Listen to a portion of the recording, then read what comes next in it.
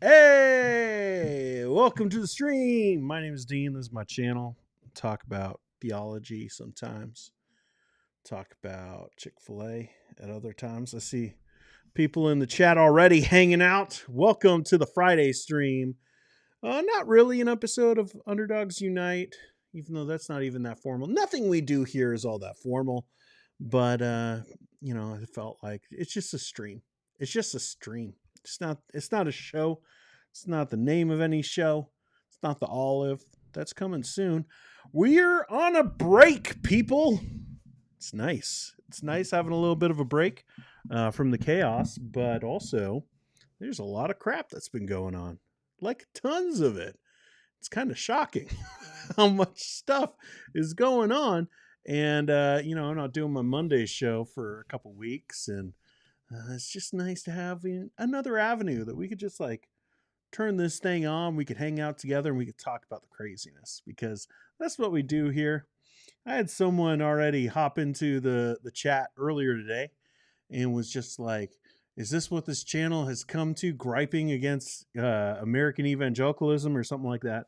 And I was like, I thought to myself, I was like, well, that's not the way I would put it, but kind of like, I mean, it's kind of what it is. We're just kind of hanging out and being like, did you see this? Does anyone else see how crazy this is?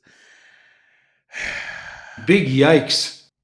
Just dealing with stuff. So welcome to everyone who's going to be hanging out tonight. Probably a smaller group because one, we're in the middle of a break and some people probably aren't, paying attention to YouTube.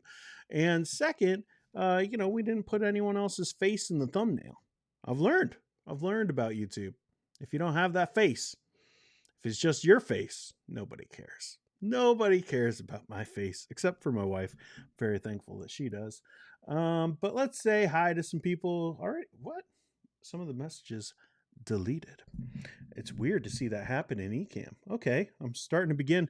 A lot of times I've got like a bunch of different things I'm working on, so I don't really pay attention to the chat for a couple minutes in. And that's interesting. I can see some of the messages that are ahead of mine just go away. But Joseph is here and says, "Hey, Elijah." Not "Hey, Dean." I get it. I think he already said hi, and that was one of the things that got deleted. But he does say "Sup, fam." So hi, Elijah. Hi, Joseph. Cody is here and says, maybe just everyone needs to stop. Can't remember the last time I read an article and thought that was theologically sound and or edifying to the church. When was the last time? Honestly, I stopped doing that newsletter. I did a newsletter for a little while. I got your emails, people. Can't wait to sell them. All 50 of them. No. But like I was doing that newsletter and it just got really hard to find like articles that I could just like push out and be like, there's no problems with these people and like no problematic people attached to them or organizations. This is all stuff I can, safely say everyone should go and read this. That got really hard. So that's one of the reasons why I don't do the newsletter anymore. But I said, hey, Dean. I appreciate it, man. Aaron's here and says, yo, at Elijah, have you ever worked at Chick-fil-A? Let's get the work history of subscriber and friend of the channel, Elijah Cole. Let's just find out. What's your social security number 2? And what's your mom's maiden name? Just so, I already have your email. I'm just kidding. I don't think I got his email. He was long after the newsletter. And Kira's here and says, hello, how's it going? And Heidi says, hop in the chat, everyone. She's like the team leader for the hopping. What is that? Like, I don't know. What would you call that? I'm trying to think of like gold leader with like Star Wars and try to, what would that? Rabbit Squadron? That sounds dumb. I got to think of a better name. And then I'll just call her that all the time. Sarah says, hey guys, how's it going? Daryl's here and he's just waving. He's just saying hi. And Kira's here and says sometimes it likes to revert back to top comments instead of all comments. I find have to press it to that a couple times. Yeah, I'm more talking about the backside of this thing. I could show you what I'm just hanging out tonight. Like we're going to talk about some stuff, But for all the people that are like, oh, you never get to the point. Yeah. Let's see if I can add a camera. This is just fun for me. I like doing this kind of stuff. Where is it? I won't, is this going to be too hard? If I do this, it's just another blurrier version of me. But if I go into camera and I have it going, I think my continuity camera should show up. It's not. Dean's iPhone camera? That might be it. Nope, that ain't it. Oh, it is it. This is so messed up, guys. So messed up. Let's make this like a little bit smaller. All right, let's go over here. I can. Oh, that's gonna be too trippy. I can't do it both at the same time. I'm gonna have to do it this way. I'm having way too much fun. But now you guys can see. Well, this is what Ecamm looks like, and it's just it's hard because I come in here and it's just like all the comments, but it's not like from YouTube. You know what I mean? Let's go pause. Oh, and it just blurs like that? Guys, that's cool. I like that. There's no wires. It's just my phone and it just knows. Technology. I'm not very good at it, but it's kind of cool. Cody says, it's you who sold my email to Logos. I knew it. Not me. Maybe Mark Driscoll from back in the day. You guys remember that? He sold all the emails that were attached to the Resurgence. You know how people were like, I like ministry and theology. He was like, I will sell that to the top bidder. Super cool. That's why I don't give out my email anymore to anybody except if it's friends. But even then. We got some people saying hi to everybody. Aaron says he's got a Chick-fil-A kind of smile. Is that a thing? What is that? I think that's just called kindness, Aaron. It's just like, you look like a nice person, I think. There's some people that just have a Burger King face. Not that there's like anything wrong with working at Burger King. It's just they look a little sterner. Like they're just ready for you to complain about their burger, and they're going to let you know they're not okay with it. McDonald's, Chick-fil-A, they'll fix that for you. Burger King, they're going to stare you down real hard, say, really? And you'll be like, yes. And then they'll be like, and then they'll go and fix it. Unwise Ape, we don't even know what his face looks like or her face. We don't know. But it's just a lot of monkeys, and they're looking and they're seeing and they're doing all the things. Heidi says, I feel so sick right now. Steady, man. Steady the camera. Well, you know what? I'm going to do it again at some point later on.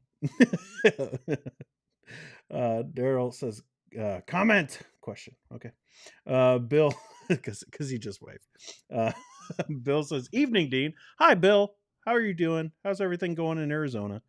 Kira says, oh, wow, that's neat. It is kind of cool. Okay. It's just kind of cool. Joseph says, sup with Mark Driscoll and Charlie Kirk. Like, what? Yeah, we did a stream about that. I think you saw that. I think you remember seeing comments. I need this to disconnect now. Okay. Yeah, we talked about that a couple weeks ago now. I don't know who Charlie, I still don't know. I haven't looked up anything more about Charlie Kirk. I could just tell he's like one of those political guys that started a channel in his basement. And it's like, okay, I get it. I'm a guy also in my basement. But no one should take me all that seriously. It's just this is what I do. I just start taking videos of the chat instead of just there's probably a feature. I think there is a demo feature where I could have just shown you. But I wanted to get my phone out. So no one should take me very seriously. But, it's just how much stock do you put in with a guy in his basement? That's what I say. Heidi says, yes, Dean, and you don't have it. What is it? I don't know. Sarah says, 34 watching and only 10 likes, y'all. Be sure to hit the like. Well, now that I said that, we're going to lose at least 10. I just need to put those ones up and not say anything. Because when I say something, everyone's like, this guy's only in it for the likes. It's like, come on. It's part of the whole thing. Iron Man, it's like, Dean, chill it. Chill it down. That's a phrase. I don't know. I haven't been talking in a while because I've just been in my basement this whole time. Guys, I didn't go anywhere. I'm not hanging out more with my family. I'm just in my basement, and no one will let me out. And Slightly says hello. Daryl says yes. Put on both angles of the camera. I can't do both. Can I? Can I? Challenge accepted for later. We'll deal with actual stuff in a minute, people. I'm just hanging out.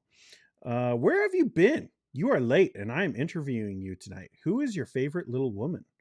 Oh, look at this. There's like an inside. There's a show within the show. This is like some Russian nesting doll kind of streams going on now. Dang. We got an interview happening within the chat. I kind of love it. David, what's up, family? Good to catch y'all live. We gotta go here, and What's up, we gotta get fam? in there. We gotta do it just for him. I'm sorry, Slightly. How am I supposed to respond to that? I don't know. Maybe with your favorite little woman? Like, that's the question. Lukewarm No More says, likey, likey, likey.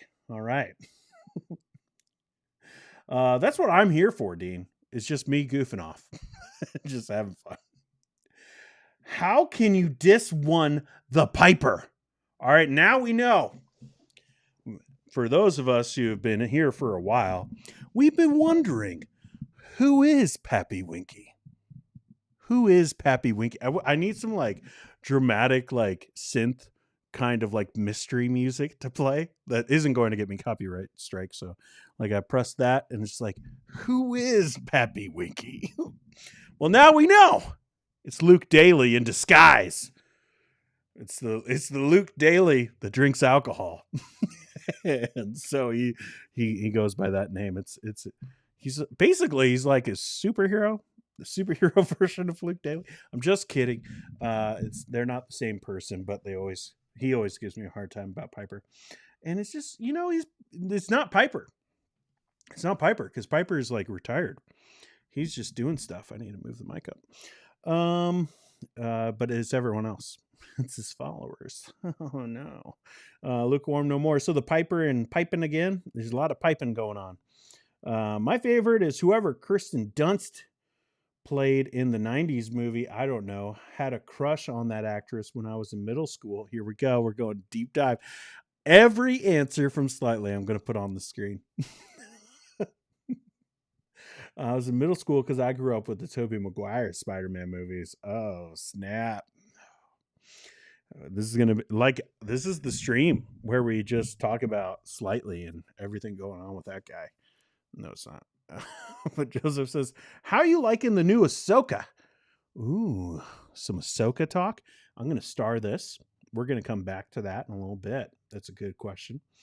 Let's go. Oh, that's Amy. We'll come back to their conversation later. We'll start that one too. Bill says, Kirk, not a fan, but he does make $500,000 a month. Someone does pay attention. I have watched some of his stuff. I don't see anything of value. 500,000? That's not true. That can't be true, can it? I can't even count that high. What? People make that much money? What? He's in a basement. What's wrong with my basement? I'm gonna have way too much fun tonight. No Daily here. The enemy, accuser, the destroyer of worlds and innocence, Pappy Winky. Oh no. Piper is like a fried chicken. You got to pick out the bones. There's a lot of fried chicken. Every other animal. Yeah. I don't know. Like, here's the deal. I'll start with that. We'll start with that, and then we'll actually get into some content, I guess, because people want content. I kind of want to talk about it too. So, Piper has always been a little bit problematic for me. Now, at times, he's been problematic for different reasons. Okay. So back in the day, he was problematic to me because, I was more like, I wasn't a fundamentalist, but I was in those circles, and he's very charismatic. So I've always had like it was always a red flag for me. Now, granted, it shouldn't have been a red flag, but it was. And so I've always kind of held him as like, oh, I really like his preaching in some of his books, but there's always something a little bit off. And as I learned more about his views on women, this was even in fundamentalist circles. It's just like, whoa, I don't know if this is the guy we should be listening to on these issues. And then there's just been clip after clip of just weird stuff. And then he has weird teachers come. He had Doug Wilson on back in the day. Now, granted, that was not, like that was before he said some things that got him into hot water, but he had already been kicked out of his denomination. At that point, I think he was already like a proponent of federal vision. Maybe they hadn't put out the statement yet, but that was pretty much his stance. That should have been problematic for him. But then he has problematic views on like his final justification thing, and someday I'll do a video about that. But there have always been red flags for me with John Piper. But overall, like I could take those red flags and, like you're saying, take the bones out and chew the meat. But it's just with Piper, for me, it's not just bones. There's just like there's just a lot of fat in that meat, just like stuff that you don't want in there. So I have issues with John Piper. But again, I'm just some guy in my basement, so like who cares? But I'm just yeah. So his organization, Desiring God, they keep on putting out like weird stuff because there's something about this, and I've noticed this with Piper's writing. He thinks he's far more poetic than he actually is. And like you get it. You hear it a lot with him of like emotions. And like he even like it's not quite to the level of like Paul Washer where he's just like crying on stage, but he does that. He's very much like Francis Chan with his emotions on stage. But then like you listen to him talk and he sounds like a robot. Like he's a conundrum of a guy, and everyone is, I guess. But like when you like I've read most of his books and I've listened to a lot of his preaching because there's like when Piper is right, he's like really right. And it's good stuff. It's gold when he's right. But then when there's like gets into some of the other stuff, you're just like, ugh. But he likes to talk about his emotions and like how like the whole his website, Desiring God, like desiring God. And like he talks about that, but then like when you listen to him right, it's like this, I don't know. Like I don't feel things the way that he says I'm supposed to feel things. Or like I don't know. Maybe it's just different people communicating the same thing, but it just sounds very different. But the way he talks about emotions doesn't seem like someone who's really in touch with their emotions, but he talks about them a lot. And so that comes across in his books too, where he seems like he is trying to sound kind of like Tim Keller.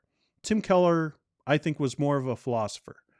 And with that comes talking about emotions and then gets into rationality and all of that too. But like Piper isn't, he wants to sound like that, but he uses different phrases to make you think like, I don't know if he really is that much in touch with his emotions. This is what I'm trying to say. And so I think that comes across also with his ministries where like they think that they're very poetic and really in touch with their emotions, and they write a lot about that. But it just sounds like, as you're reading this stuff, like the same kind of stuff that I remember hearing in fundamentalist circles, where it's like, oh, yes, about your emotions and you want to put God first in your life. Like you hear that kind of phrasing a lot. But then when you're actually like looking at like what they're saying, they're like, oh, no, it's not put God first, but it's love him the most in your life. And it's like, there's not a lot of difference between these two. You're just putting like different words on it. It's just a slightly different spin. And so they write a lot about emotions, and they think of themselves as more poetic, I think, than how they really come across. And that comes into play with articles like this. So, we've kind of teased this guy before, but let's just look at this. Okay. Again, because I never want anyone to be like surprised by any of the content that I talk about here on the channel. and you guys might have little ears around. For this first bit, you might want to have headphones in, or maybe not have the kids around, or turn the volume down or something. It's not anything super explicit, but it is a topic that might be a little like, oh, you don't want your kids to hear all of this. So you can see from the title there, Keep Them from Sex, a Demon's Plea for Abstinence, which this is coming from Greg Morse, who you might remember. You might remember for his "The beard is a manly thing, and every man, if you can have a beard, should have a beard." Which, for like, again, like, I never make fun of these people for their appearance, but if you look at people and you're like, I don't know if that's the best beard. Like, my beard isn't great. That's why I don't have a beard channel. Burton's Beard Reviews, or Burton's Beard, Burton Beard Bonanza, as I like to call it. Like, he has a great beard, and so he has a beard channel, and it's great. When he posts, Burton, I'm on you, man. You need to make some more videos. I miss that stuff. But if you don't have that great of a beard, maybe you shouldn't be making articles about it. Just saying. But also, he wants to be C.S. Lewis so bad. And so they've been doing like this series of demon writing to another demon. You might be like, that's the weirdest thing I've ever heard.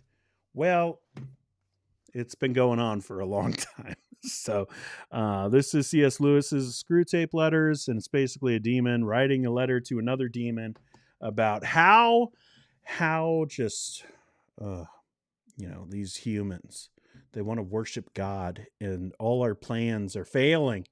So we need to work on this plan and strategize as demons to be able to have, Satan win in the end. Like, that's kind of what's going on with this article. So it's a demon, a fake demon, writing to another fake demon about like real ideas. So it's trying to communicate theology in a very poetic, illustrative way. And this one's not so great. So I don't like, I think it was, who was it? Jacob Denhollander, which I'm so sorry. I'm so sorry, by the way. I said Denhollander, and everyone's just like, you mean that lady? Yeah, her husband. That's who we're talking about, Jacob. He posted on X, on Twitter, still X, but he posted that, like, a flow chart. If you should be writing as if you're C.S. Lewis in the vein of Screw Tape Letters, and it's like, if you are C.S. Lewis and you follow these like things, and if you're not, then it's just no. Just no, you shouldn't. And I kind of agree. So let's just take a look and have some fun with this. My dear Globdrop. Big yikes. Like, I get it. Not a great name.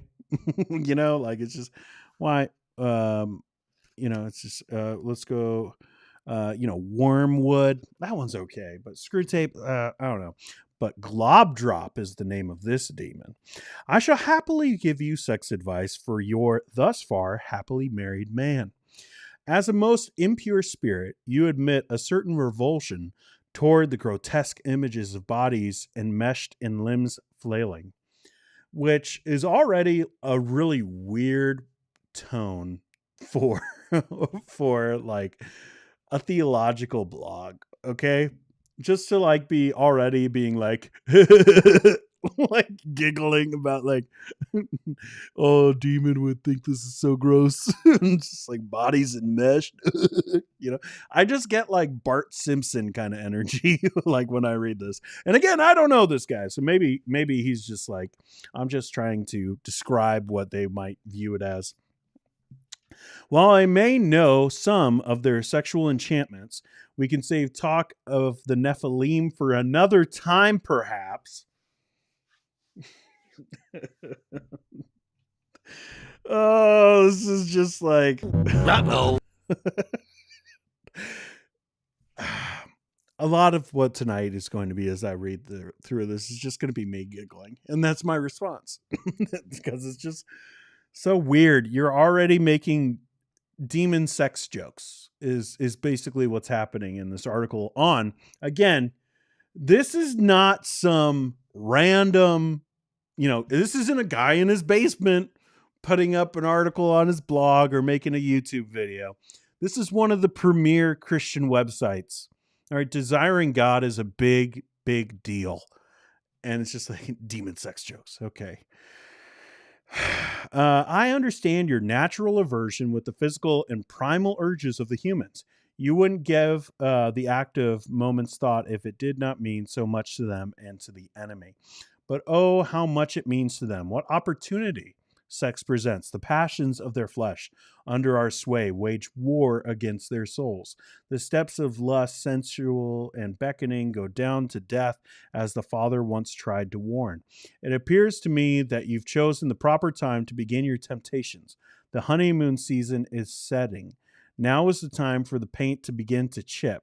Little quarrels start to creep in. Mice move in the walls. Again, just really trying to be artistic. It's okay.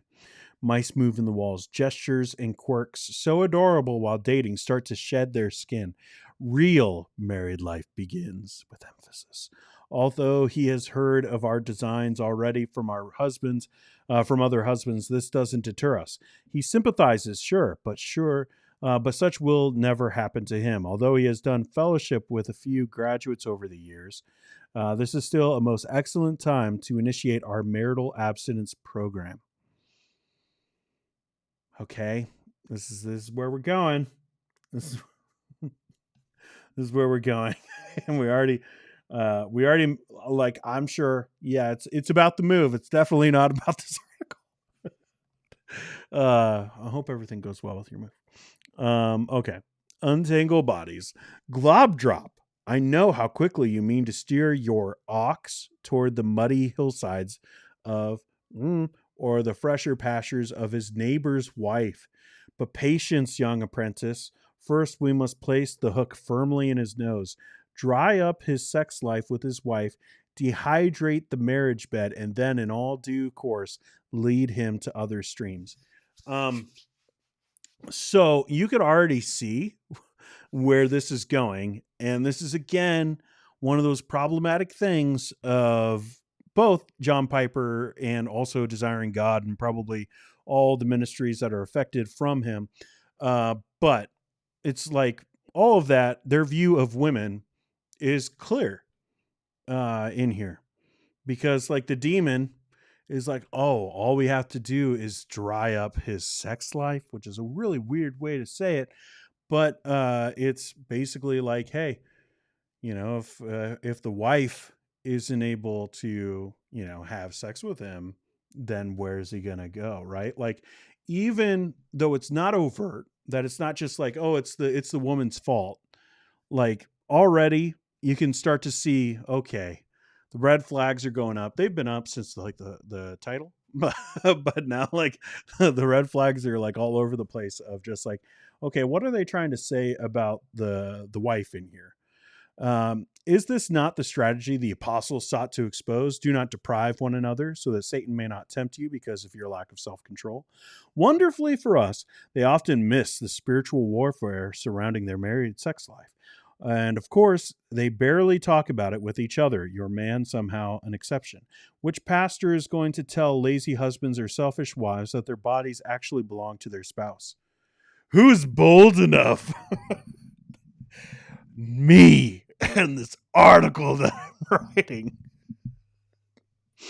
Oh man.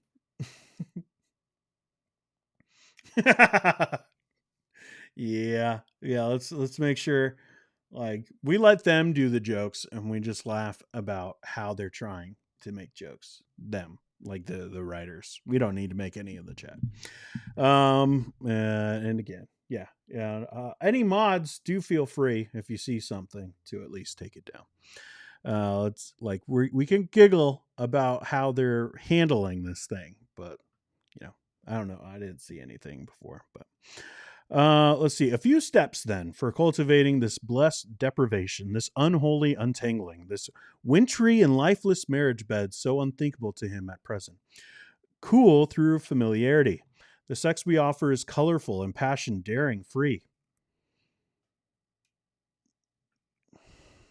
Okay. It is to swim with dolphins.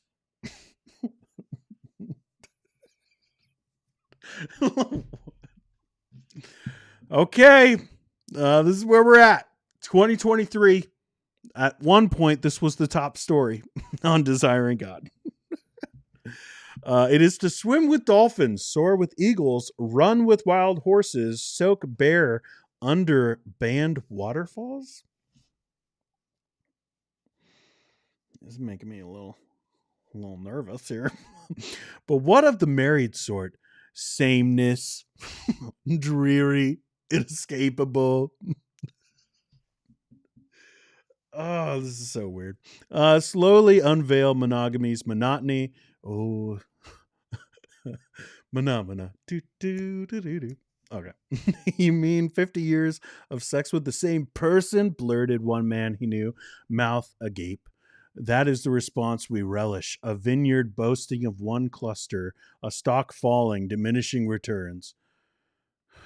Split metaphors. Clob drop. They can hardly endure the well known. The same picture on the wall vanishes. A symphony on repeat fades away. Hearing they do not hear, seeing they do not see. Oh, blessed familiarity. They soon tire of heavenly bread and desire the meat pots of Egypt. What happened to that raging fire? Bring back that love and feeling. Okay. That burned while dating. Stoking the dying flame now feels more like an inconvenience on cold and tired nights. As necessity arises, let them guzzle the wine, but forget to savor it.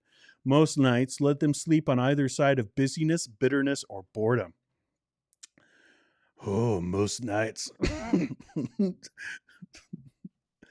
All right.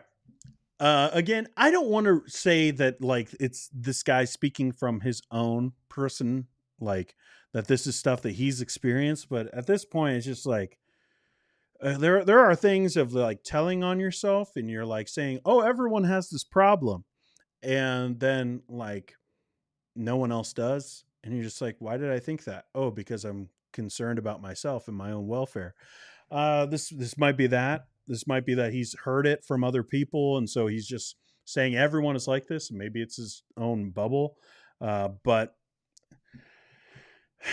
it's just like obviously this guy doesn't think that he is getting enough from his spouse or this person, this married man in here who's happy. He doesn't feel like he's getting enough. But the question might be like, what does the wife feel? Like, you don't know what enough is, and we don't know how many nights there is of most nights. We don't know what most nights mean. But also, like, this is the thing about writing specifically to men about like this problem when you're not talking about the other side. Behoove the husband. We love it when the thought eventually arrives and slip it in quietly after some time. This is not quite what I expected, often meaning even without realizing. The marital sex life is not like at all. You mean may have some distance from that gutter, but is he really out of gunshot? We must ensure, I don't even know what that means, to be honest. We must ensure that monogamy doo, doo, doo, doo, doo, with the real woman, whoever she might be, is set up to disappoint. The new car smell must wear off eventually. Very poor metaphor. In our videos, the woman is always desirous, has no children, shares no emotional life. With the male, don't argue with him or know his faults. She bears no scars from her past or sadness in her present. She is untiring, enhanced, inaccessible, enticing, and already enticed. She doesn't want to talk or cry or sleep or share burdens. She is never insecure. I think that is actually a pretty good way of describing what is the allure of certain images online. Um, so no fighting on that paragraph. Intimacy. At its finest, you must gently remind him, is not intimate in those other ways. That which is of the flesh is flesh. Our versions transact thin, quick pleasure. The marriage bed, in comparison, is sadly distracted from this sensual single-mindedness. Sorry, it is still small. I need to figure out a way to make this bigger. And in frustration to this, if she is ever too drained or too distracted, too detached or too selfish herself to be so vulnerable, wound him and send him immediately to the bottoms, the husband should give to his wife her conjugal rights. He is trying. Um, Self pity is a man's and therefore a demon's best friend. Let him sleep with resentment, if not his wife, if not his wife, and so afford an opportunity to the devil. Feed this loop. He grows bitter and lazy. She grows oblivious and content. We grow fat and satisfied. I think that there is some truth to that, and that's like one of the things with desiring God. Like they'll put it in the weirdest ways, but like there is some truth to that. But again, we're missing the other side of it. All right. Well, here's part of it.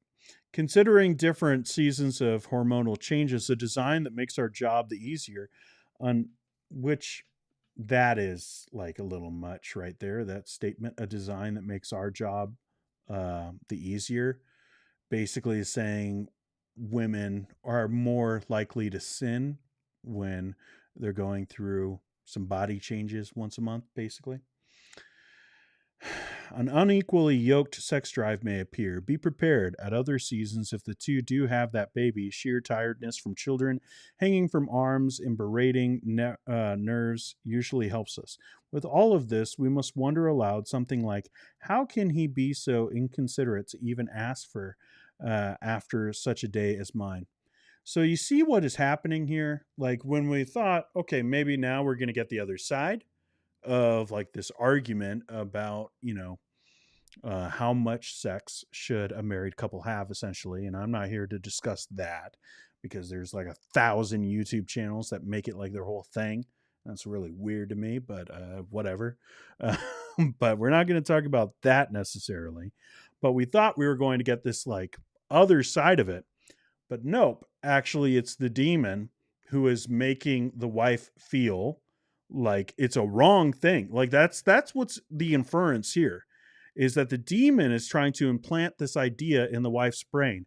How can he be so inconsiderate to even ask after such a day as mine? So the implication is that that's wrong. Like it's a wrong thing for her to think that. That's like if a demon thinks this is good, then it's bad. Like it's a demon. So like for him to be like, this is what we want, it's the inference is that this is a bad thing. The days fill with good things, the nights with exhaustion. We wonder why the old preacher did not add to his poems about the seasons, there is a time for sex and a time for children, which is actually a pretty good joke. But we'll move on. It is just like the enemy to bestow the gift and then give them offspring that threaten the gift that bore them. Let the enemy name kids miracles all he wants. The marriage bed begets its assassin. It's weird, weird. That's a weird way to put it.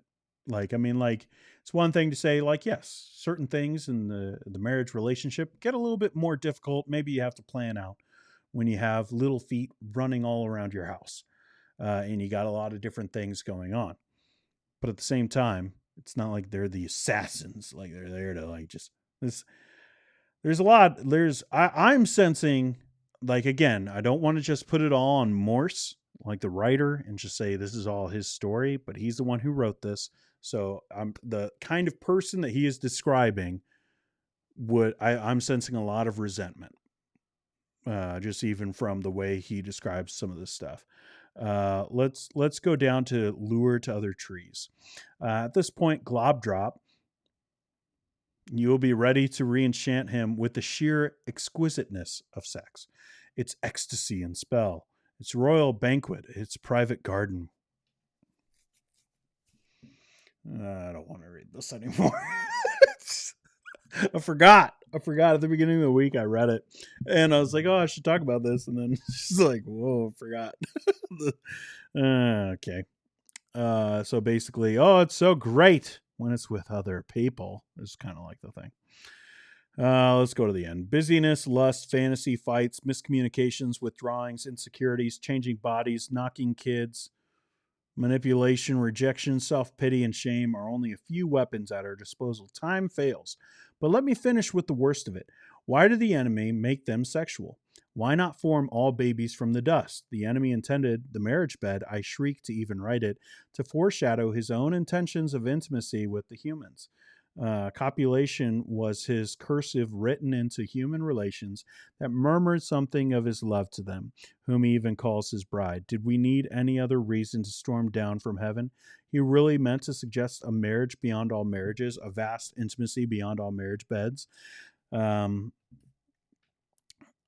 Again, this is like that over poetic view of describing theological points.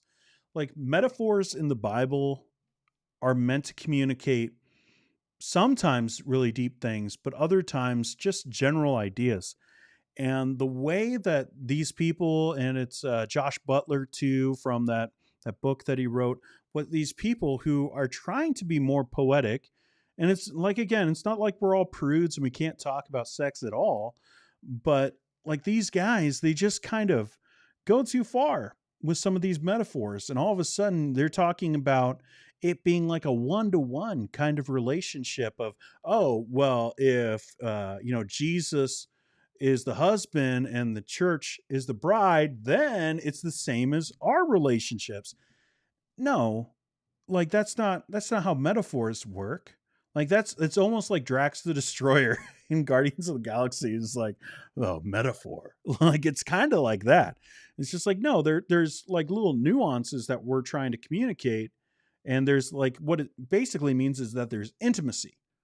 Like, and there's like this commitment between the two, and it's not meant to be like a, like, all right, let's talk about the bed, like that's, they go too far with these metaphors. He really meant to suggest a marriage beyond all marriages, a vast intimacy beyond all marriage beds, the giveness, the belonging, the absorption, the two into one, telling something of man with deity. How could any free angel bear it?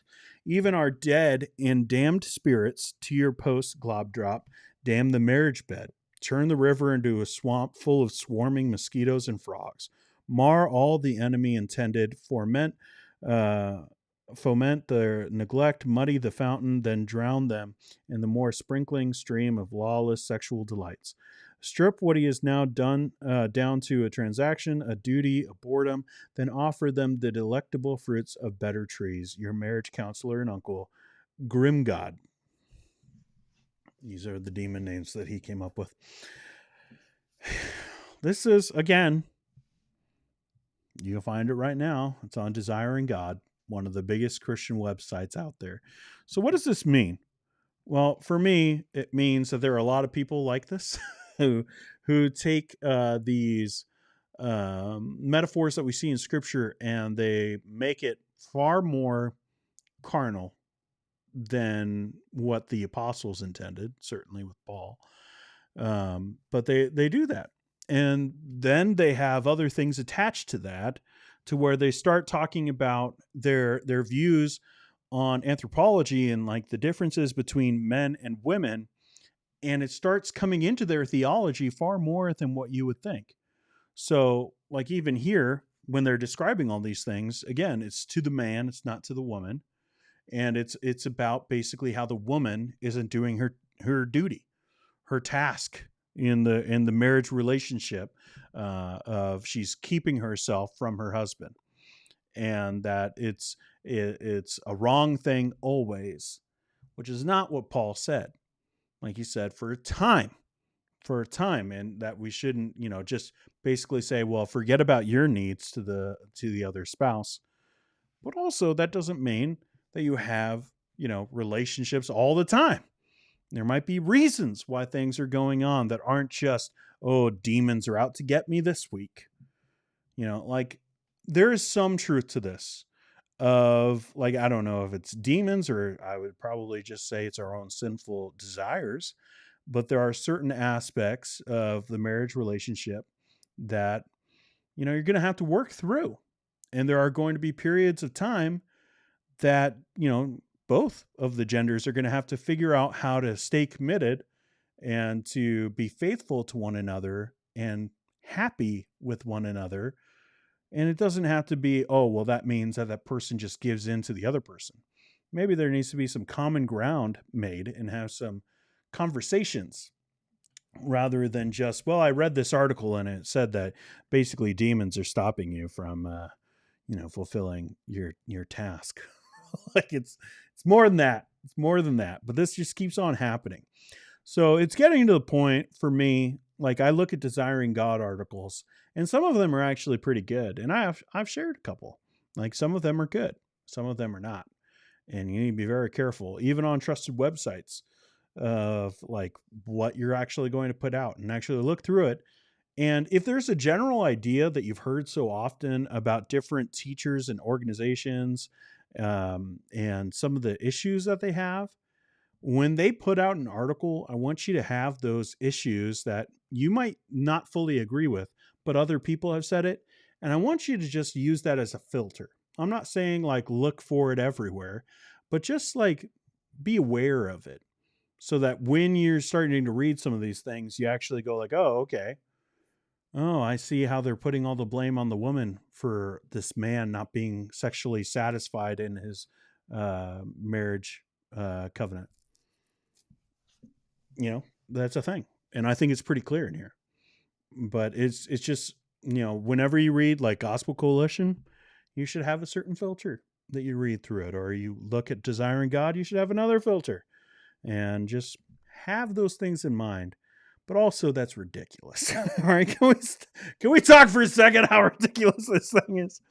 The fact that this guy thought that this was something that needed to be published in 2023, and this is going to be the thing that helps everyone, is just bonkers. I want to know like who would read this and be like, now I know how I'm going to make it through this season with in my marriage. I've known a lot of different kinds of people. I can't think of a single one of them that would be like, this article, this is the one I'm going to share on Facebook. But it's just all over the place, just weird ways of talking about sex. And then the C.S. Lewis aspect of it all. This is a very rare thing. And I'm a C.S. Lewis fan. All right. Like you can see C.S. Lewis. All right. I'm a C.S. Lewis fan. I don't think this is very good. I would not recommend this as like, oh, you want to learn about demonology, or, oh, you want to learn about sexual, desire and how it relates to the spiritual realm. Not the book I'm sending you. All right.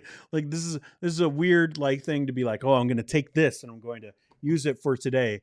I think that like C.S. Lewis was a very talented writer, obviously. And so to be like, I can take that same thing and start doing it today on blogs. I think like an editor needs to have a conversation. But that is like, nope, this ain't working. But this is not the first time that he's tried it with this kind of style. And it's just, nope. And this one I think was a little bit more because I think there's also a thing. Okay. All right. I'm going to talk about this and then we'll start getting into the chat. There's this thing going on right now where people are writing articles simply to offend people. All right. But you don't know what that article is because we don't know the heart of different writers. But I guarantee you that's a thing. I guarantee you that some of these articles that we talk about on the show, they were written for outrage. And I think that's so problematic for how we do Christian content. Like, I don't make up stuff for videos. All right. I don't just go like, ooh, what could I say that's really going to tick people off? What I do is I look at what people write, like on Desiring God. I watch videos and I react to those things and I give my honest opinion about those things. And we have conversations about those things. That's what I do on my channel. But to just be like, I'm going to create outrage, but there's like, it's just wrong. And there's so many people that are doing it. And I think, I don't know because I don't know this person. I don't want to say it is for sure this, but this seems like the kind of thing that you would push out to just get clicks from outrage. And I think that's so odd as a Christian. Like Christians are supposed to be about unity. Like we're supposed to be about like bringing people together to simply create content, not react to things that are already out there that already are divisive. All right, there's something to that of standing up and being like calling things out. That might not make everyone around you happy, and you might get dislikes on your videos. You might have people upset about your blog posts. I'm not talking about that. I'm talking about people creating things for the intent of causing outrage and being divisive. There are people that are actively doing that right now to build platforms, and it's just so contrary to the Christian life. Like, again, not everyone's going to like you. It's not rainbows and butterflies and unicorns all the time, okay? But like, if you're just making stuff to go viral because it's just nuts, because this is going to be the thing that everyone's going to look at and say, what? And you put that title in there for sensation, and it has no basis in reality, and you just made that. Like, I think there's something really troubling about that. And I'm seeing it more and more often. And like a lot of times we're reacting to that on Underdog Theology. Sometimes we're reacting to that in Friday streams. Again, it's what we're doing here tonight. Just like, again, it's funny. Like, it is funny. But also, it's like, I would want to have a conversation with Greg Morse if I was his pastor, or if I was at Desiring God, if I was one of his editors, and say, why did you write this? Like, did he just write it to make people upset? Like, because like it's written in such a way that's just so bombastic is the word that comes to mind. It's just so like in your face that it's just, I don't know how anyone was supposed to read this who was from a different opinion and be like, oh, this was nuanced, you know? And it's the same thing for Josh Butler and some of these other guys. And you hear it all the time with the Christendom 2.0 group. Like it's those kinds of things where you're just creating things. Like Joel Webbin. We'll be talking about him. He's like, it's interesting. Lately, those guys have gotten really quiet on Twitter. Noticed that. But they're getting really loud in like their videos and other things. Joel Webbin put up a video about flat Earth because, you know, everyone's talking about flat Earth right now. What's that about? That's just about causing outrage and people being like, are you for sure? Like that's actually something that's on his YouTube right now. Are you kidding me? Like, that you can't be right. Are you sure? Like, that kind of thing. And it's like, well, he did it so that, you know, people would share it because of the outrage thing. Like, that's the only reason why I could think, oh, maybe it is a problem. He did say, we'll talk about it when we get to his side of Christendom 2.0, which will probably be in a couple weeks. But like, he was saying, like, some people in my church are flat earthers, and it's like, well, that makes sense. So, but the rest of the world, we needed a video about flat Earth and whether that's biblical or not.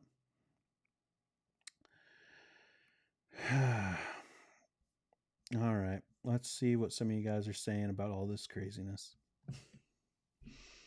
Hey, Wendy was here. Says, hey, dogs, I'm checking in and checking out. I may be glad I am missing this. I'm so sickened by this stuff and weary. I grew up in uber patriarchy. Well, I appreciate you being here, Wendy.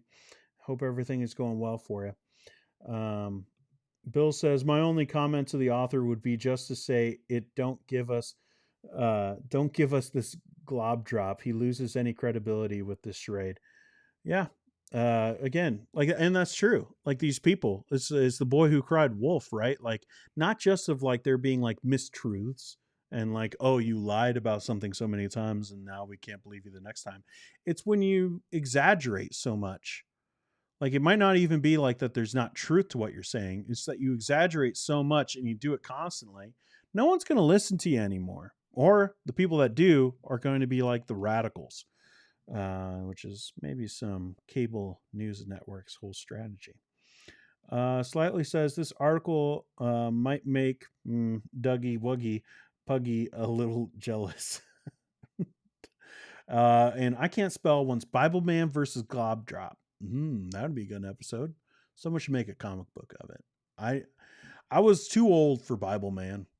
I was too old, and I was kind of bummed because I actually thought he looked kind of cool, but it was like, you can't play with toys anymore, Dean. And now I've got toys all over the place. He says, I read this article and wondered to myself if Josh Butler was really just like every other conservative right now. He just said it more clearly and people freaked out. No, I don't think so. Uh, I get what you're saying, but I think there is something to like the conservatives who are very conservative, and especially when it comes to gender, very conservative, but they think that they're like poets too. And it's like some of these things, like, I'm not saying you can't be a conservative poet, but there is something, I don't know, just like more rigid about conservatism. And so a lot of the people who think that they're poetic might be within their own circles, but that's a pretty small pond. And like once you get them out of that and you bring them to the internet, and you're like, all right, now I'll be poetic. And they don't sound nearly as poetic to the mass audience. So I think it's that. I think that there's something to like there are certain conservatives that just try to deal with things and they think that they're philosophers and that they could use like the this illustrative language to describe things, but it just sounds wooden and robotic and odd coming from that world, depending on their views about specifically with this stuff with gender. But I see what you're saying. Sarah says a huge issue here is that men and women are being fed different messages. It puts husbands and wives on different pages and less in sync, ironically enough, making it impossible to have unity. Yeah. And I don't know. I think I'm coming to the point where if there's like blog posts about sexuality, like I just want to know what they think about the other side, like for the other gender. I'm just like I know that that's more work, and I know that every like different like the opposite genders face different obstacles in different ways. Like I get that, and I'm not saying you can't just write for them, but for me as a person, I just always want to know what they're thinking the other side is thinking when they're giving like these examples, because it's just too often that I see this kind of stuff, and it's just like, well, the woman just is bad at being sexually available for her husband, and it's just like, all right, can we have a conversation with that woman, please? Because it might not be like that. No, I'm not saying that doesn't happen, but just like I want to know what this person, this writer, is talking about for the other gender, and not just like of, oh, I'm mad at him, so I'm not going to, you know, have relationships with him.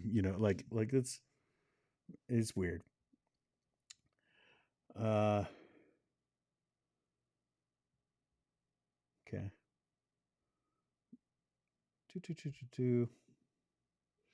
The fiddler was no joke back in the day.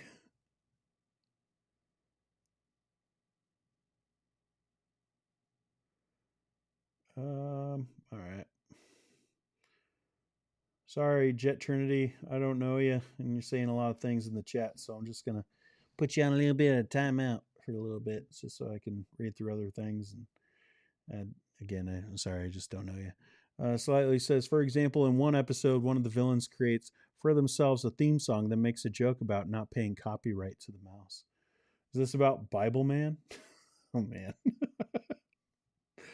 um, Pappy Winky says, sometimes you ain't in the mood, tired, in pain, grieving, anxious, etc. And we need to have grace for the spouse in those moments. Yeah. And it's not just the woman. Like I, I don't understand some of these guys sometimes when they write about their like their sex life with their spouse. It's just like, are you telling me that it's always her fault for why you don't, do it? To put it into just like teenager language. But like sometimes you like the husband has things going on, mentally. Maybe there's like something that they're worried about. Maybe they just don't want to. Maybe they have chores that they want to get done, and they have, or they're going out with their buddies later on. Like stuff happens, life happens, and it's like get over it a little bit. Like some of these guys, I think, are just, they talk about like these snowflakes on the left side. And it's just like, I don't know. Like I think just like there might be just people who are snowflakes. It's not just like liberal and conservative. It's like they're just people who are very touchy about a lot of different things. Slightly says, fellas, I don't need to be married to know that telling your wife that her refusal is demonically influenced will not end well ever. I don't know. Maybe there was someone who was like reading this thing, just be like, what the heck? John Adams. Nah, C.S. Lewis sucked. Get out! He's probably already gone. This is what John Adams does. He comes in and goes like, I'm going to say something. And then he just leaves. I'll text him later about it. Heidi says, I honestly don't know how to interact with this. It is so messed up and honestly harmful. It's a place for Theo Bros to vent into an echo chamber. Seems like it.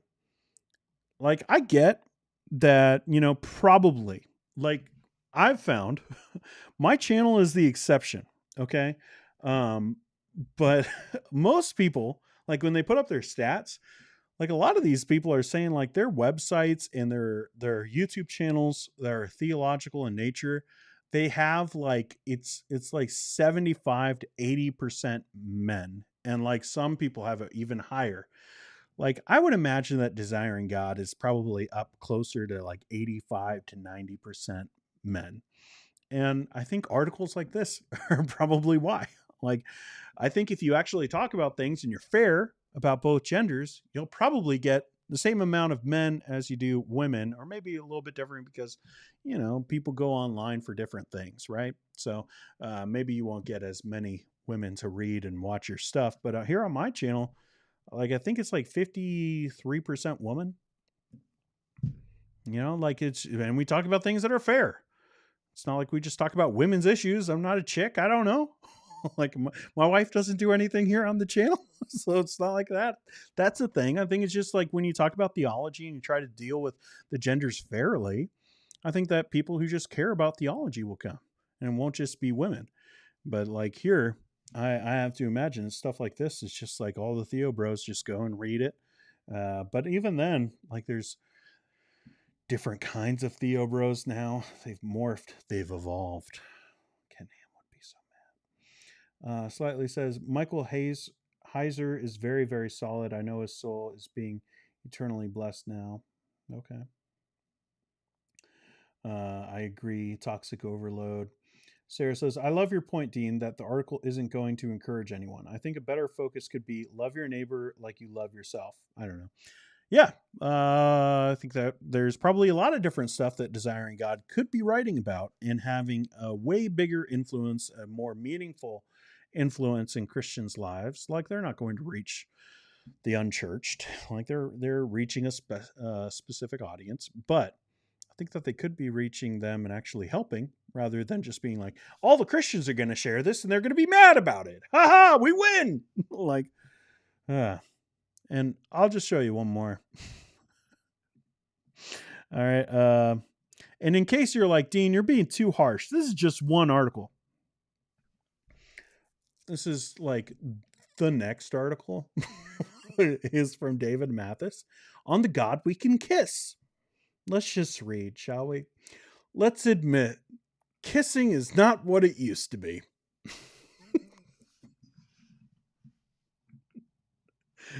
What's wrong with you people? This is the kind of stuff. This is the kind of stuff that they need to write about. With the passage of time, the act has been romanticized and its applications narrowed. Once its applications were far more generally familial and brotherly. Now they are more specifically marital, even sexual. Oh, crazy. Once kissing was a frequently exchanged sign of affection, particularly among close friends and extended family, and especially among the people of the one true God. Both First Covenant Jews and the New Covenant Christians of the early church, being a kissing people, had something to say about their God. This is the kind of stuff that they just write about. It's like who's got this going on that they're thinking about this, and I get like okay, like greet one another with a holy kiss, but then they just go into like this weird stuff like you can like he Jesus came down to be kissed, like the paragraph headings. It's just like that overly sensualized like way of writing that they're like also trying to be just really, again, that word bombastic, just in your face about. And it, they're going to get people that are going to agree, and they're, more importantly, they're going to get people that disagree. They can push their articles through the algorithms based off of that, just like, what did he say? And like that shock value. But all right, here's what we're going to do. We're going to do something. We are going to have a little bit of a break because I need to go give my son his insulin, and then we'll be back. But here's what's going to happen. I've got a little video that I made the other day that I put on my Twitter, and I'll play that, and then it should just go in to a little countdown. But I'll play that for you, and we can discuss that. Are you a member of the Conservative club? Well, not exactly. Not exactly, but am I not conservative enough for the conservative club? Is he okay? He's fine. He's fine. conservative conservative. He's dreamt of this place ever since he was a child. Do you think we can go in for a moment? We'll be out in 5 minutes. Please. All right.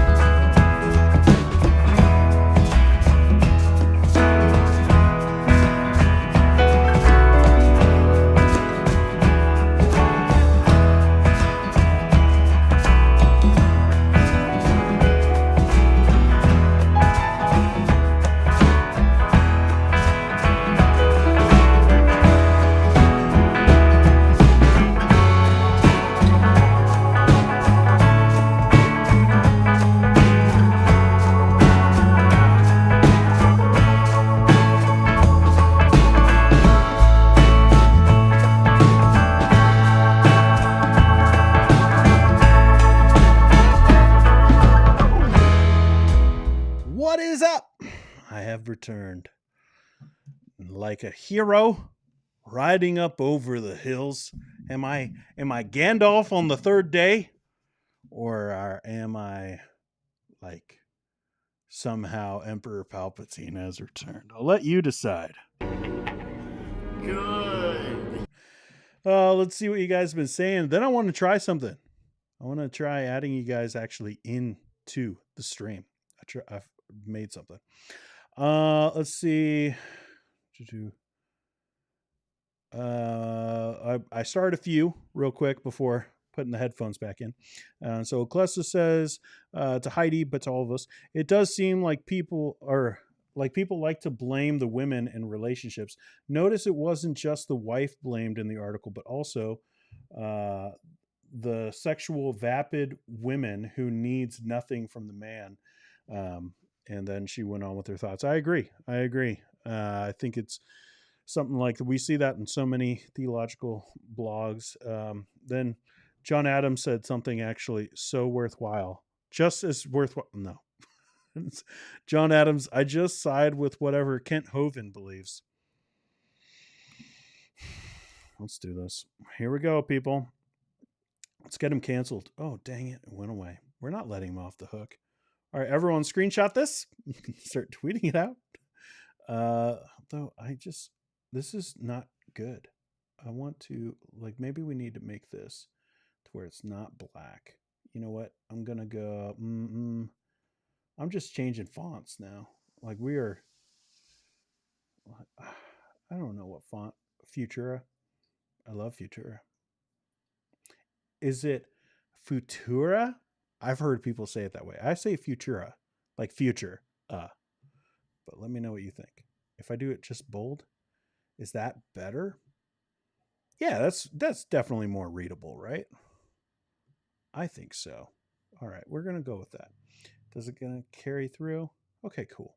Bill says, recently the Christians in my area have been all in on dino bones being fake, like literally believing dinos not existing at all. I don't even know what is going on anymore. I grew up with people that thought that. So that's not new to me.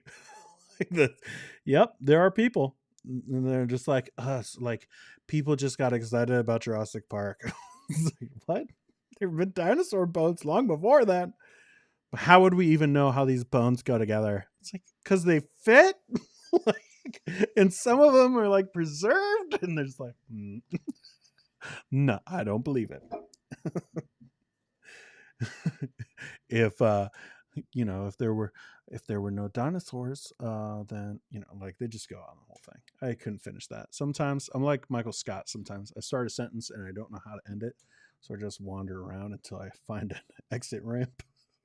But John also said, really, I'm only on here to upset Dean. I just stir pots all day.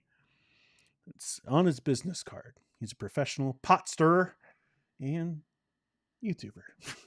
Hey guys, he just crossed 1,000 subs. John Adams, my buddy, even though he's being weird tonight. He crossed 1,000 subs on his tech channel.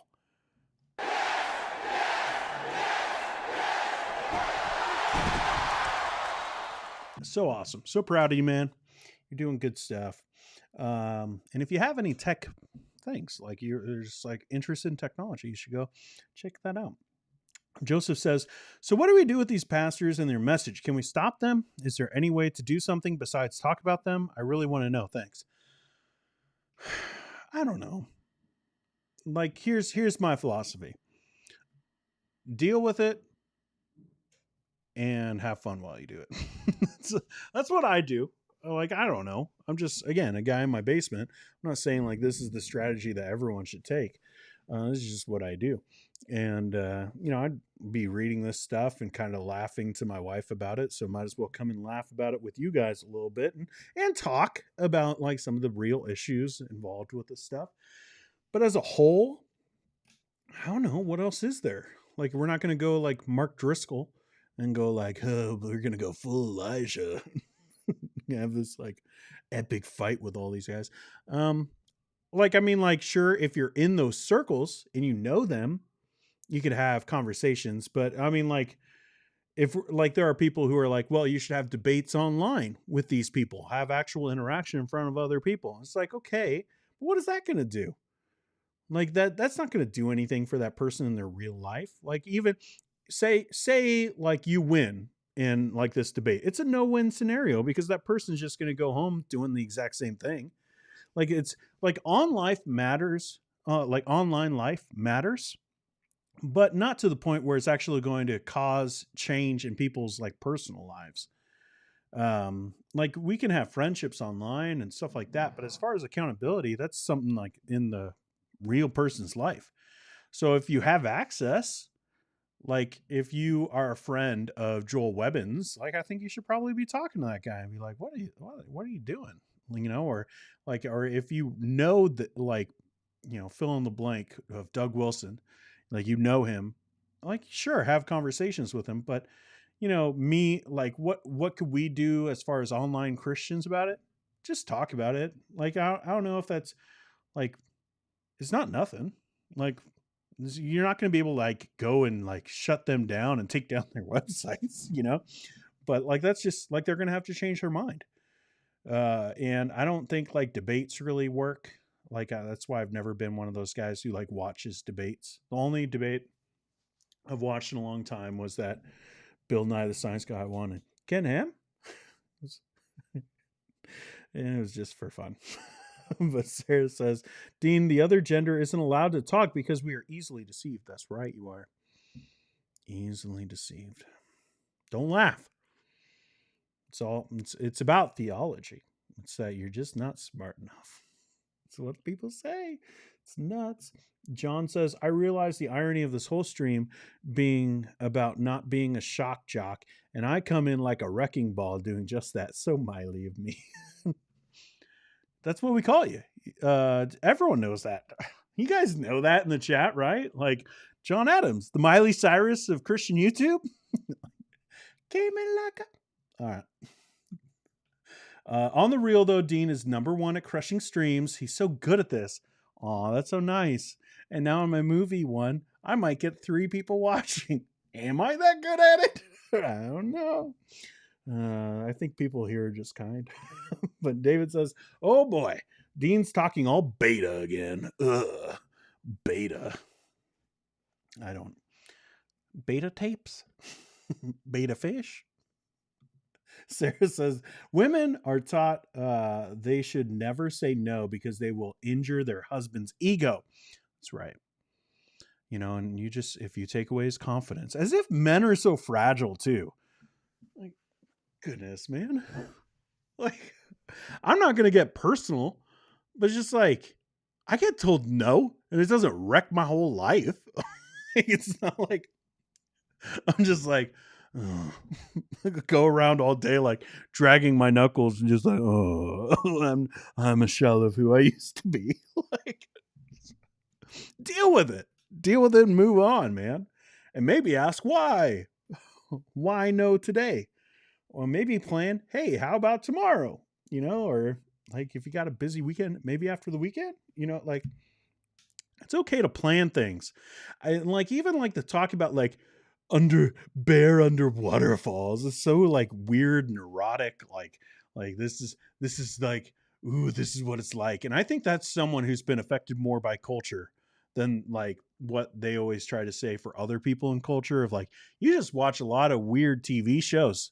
Like, I don't know, you were sick a lot as a kid maybe, and just watched like Days of Our Lives over and over again. You know, got way too invested during summer break in some of these soap operas. But you're just like, oh, under waterfalls. It's like, one, that's super impractical. All right. Like, I'm not going to get too. All right. I'll stop. don't go down that route. I can make a lot of jokes, but I'll refrain. I'll refrain today. Maybe on the olive I won't, but on this one I will. Clesta says, Dean, you are fair. That's a huge draw. I try to be. You know, and hey, you know what? If you ever see Dean having a bias, like talking about himself in the third person like a weirdo, well, you can call me out on it. It's okay. We could have conversations. I'm not perfect. make mistakes, and I'm not an expert on a lot of this stuff. Even though, if you notice, I put this in here just so I can get some comments off my back of people like, you have no idea what you're talking about. That's what they sound like, I imagine. But it's just like, well, I've got a couple degrees. Do you want me to put all three of them up here? I could. You know what? That's the one thing. The one thing that's like makes me go like, maybe I should get a PhD is just so I could shut those people down. It would be really expensive just for that singular purpose. I don't know of any other reason to have it other than like that person that would be like, well, Doug, you said this about Doug Wilson. You obviously don't know what you're talking about. It's just like, well, I have a doctorate. You know, like that would be such like a drop the mic moment. Because 3 degrees isn't enough. Okay. Aaron says, I mean, I feel like kissing is getting better because I got better at it. Ooh, Aaron. Michael, these articles hurt like weak men, really, boys who don't have the know to be men. I think it's people in a bubble, man. People in a bubble. I see you got another dislike. I went too far with that joke, didn't I? But like, I think it's people in a bubble who just like everyone else sounds like this in this Bethlehem bubble. And so they just start sounding like that and they're all parroting the same thing. So I'm not going to take it as like a personal reflection of the author because I know what I would sound like in Fundy World. And it didn't mean like I was actually thinking or feeling those things. It's just like part of like the culture of that little bubble you're in. So I would say it's probably more of that. But I mean, at the same time, it kind of is what it is. Let's see. Wait, there's a cosmos and it's haunted? What's going on? I always feel like weird after talking for a long time. Then I come back to the chat and it's like, he sings better than Miley. Not true, dude. Miley Cyrus is freaking fantastic. Okay, you could argue about her songs and her dress and dancing, all that, it's subjective. But her singing, very talented. Very, very talented. Let's see. But I appreciate you being here, John. Not that John. The other John. No, the other one. John Adams says, all the poetic talk comes from them trying to be Jonathan Edwards. I think in a way they all are trying to be, like for real. Like they're all trying to be.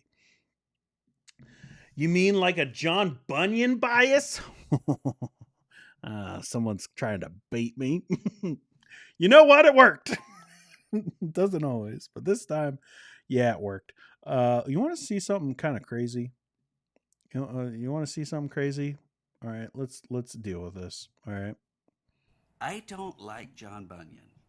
I like the person of John Bunyan. I like the life of John Bunyan, but Pilgrim's Progress leaves me cold, and Grace Abounding to the Chief of Sinners even Don't say more it. so. And No! I think because I've seen so many people who started reading some Puritan literature from that time period who became so morose and so introspective and believing there's no way they could really be a Christian, and all of the tests that they were giving to themselves, then they would test whether or not they had the objectivity to go through the tests, all of that.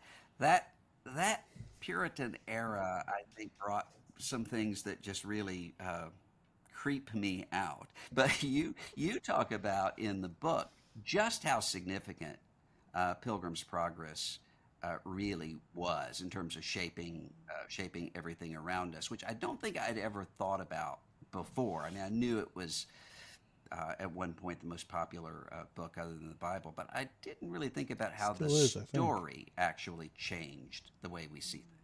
I'm going to be completely honest here. I mean, The Pilgrim's Progress is kind of a drag to read. I mean, as even teaching it, my students love to hate it, and I love to teach it to try to, hate it with them and help them see it. And I'm so glad, actually, that I came to it as a student of literature before, more than a Christian. I mean, I was a Christian, but I approached it as literature.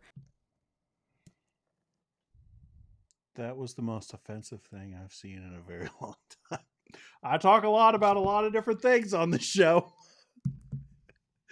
And we talk about Doug Wilson, and we talk about John MacArthur and John Piper, and we deal with like all these Christendom 2.0 guys. And I didn't think it would be Russell Moore coming from Timbuktu with the hottest take of the frickin' year with Pilgrim's Progress.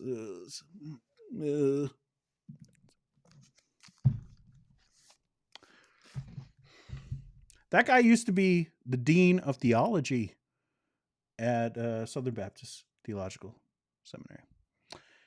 He doesn't like it. I believe him. I don't think that was a hot take intended just to outrage people. But you baited me, Heidi, and it worked. I just think that's so just crazy. Like, what are you talking about? Pilgrim's Progress leaves you cold? I like, what version? What, like, is this like you read like the comic book version? Like, or like, I get some people will be like, it's like they read like the old school words, and so it's just like very difficult for them to read. Go and get Crossway's version. It's over on that bookshelf. I'm not going to get up and get it. I've talked about it before. I have a stream all about Pilgrim's Progress, and I just like barely scraped the surface going into the metaphors. I think it is the most profound work on soteriology outside the Bible. You heard me. Outside the Bible, the most profound work on soteriology. There's so many layers. It's like an onion. So many layers to the beautiful, beautiful aspects of the gospel. But nope. It's just so frustrating. So frustrating. All right. You know what we're gonna do? We're gonna start with this, and then we're gonna go into some just hangout time. Ask me whatever you want. Got a little bit of time. It's about a half hour or so, maybe a little bit more, maybe a little bit less. We'll see how things go. Joseph says, "How you liking the new Ahsoka?" Well, I like it quite a bit. I will say I'm a little disappointed with some things. I'm a little disappointed how much entry level knowledge, like Rebels knowledge, how much of a barrier there is from like the common fan to like just like the people who watch Rebels. I feel like you do have to watch or at least know something of Rebels to be interested in the show. Like my wife and I were watching it together, checked out. She checked out in like 10 minutes. And I was like, what? Why aren't you like, we watch all these things together? And she was just like, I don't really care. I didn't watch Rebels. I don't get what's happening. And that's kind of disappointing. I wish that they had thought about that a little bit. But overall, I really like it. I have some issues with like the pacing, like the words. Like some of these people, like the characters are like, how's it going? I'm doing good. Like the pacing of like dialogue is odd to me. And I don't think it's just those characters, but it's just, it makes for like a boring pace to the show. And so there's stuff like that. But the overall story, I think, is cool. Very interested to see how things progress. And Aaron says, I know Rebels, so ready for this, but waiting to watch with my nerds. Yeah, I love Rebels.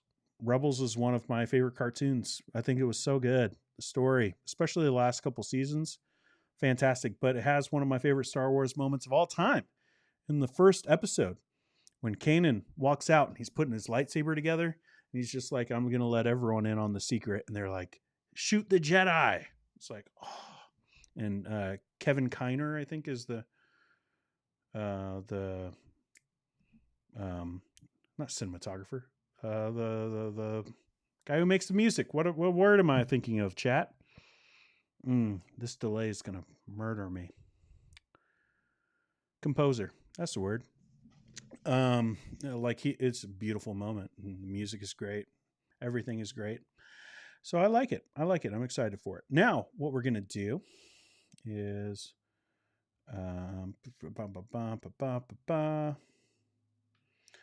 Did you hear Dennis Quaid is releasing a gospel album? Yeah. Money, money, money. That's what I think it's about. Heidi says, "You're welcome, Dean. I think saying it leaves you cold is odd, but the introspection part has validity." Yes. If you, yeah.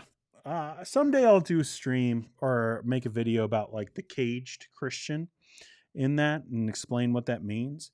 But it's not about someone who loses their salvation. And there are people that go like, "Oh, okay, well, that's what John Bunyan is trying to tell people." It's like, you didn't read the rest of the book. That doesn't happen. Like the whole book is set against that. If you enter in through the narrow gate, you're going. And if you don't enter in through the narrow gate, then you're not going to, finish the journey. But if you do, you're going to make it.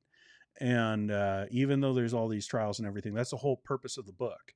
So like, it's not about that, but some people will take it that way. And then it's about like, well, am I on the way? Did I enter through the narrow gate? And it does get introspective from there if you have that thought. But if it leaves you cold, I don't know what to do for you. Like, it's just like, I know it's like a personal thing, but it's just like shocking to me because it's such a great book. I've never heard that from anyone. I've heard people be like, the words, I just like couldn't get into it, but not from a theologian. And Russell Moore, he might not be your favorite theologian, but he is one. And like, to be like, yeah, it left me cold. It's not like he didn't understand it. It's just like, well, then how did you get here? All right, let's do this. Let's see if this is going to work. I'm going to try to do this. Oh, we got a new overlay where we could just sit back and we can just have this stream going, and we're gonna try this and hang out for a little bit. And I'm not even gonna have to move things around. I'll just read it from the screen. Heidi says, "I'm not Aaron Going's nerds." Aw, that's, guys, you should watch TV together. Yeah, I hear it helps marriages. Me and Heather don't watch the same stuff. She watches a ton of procedural cop shows, and I just don't care about those things. We do watch usually like the streaming stuff. That's like, if I'm watching TV, it's most likely either Survivor or it's some streaming show. And so right now it's Only Murders in the Building, which I love that show so much. Love, love, love. I'm a huge Steve Martin Short fan. And so it's just like, that stuff is gold to me. So we watch that.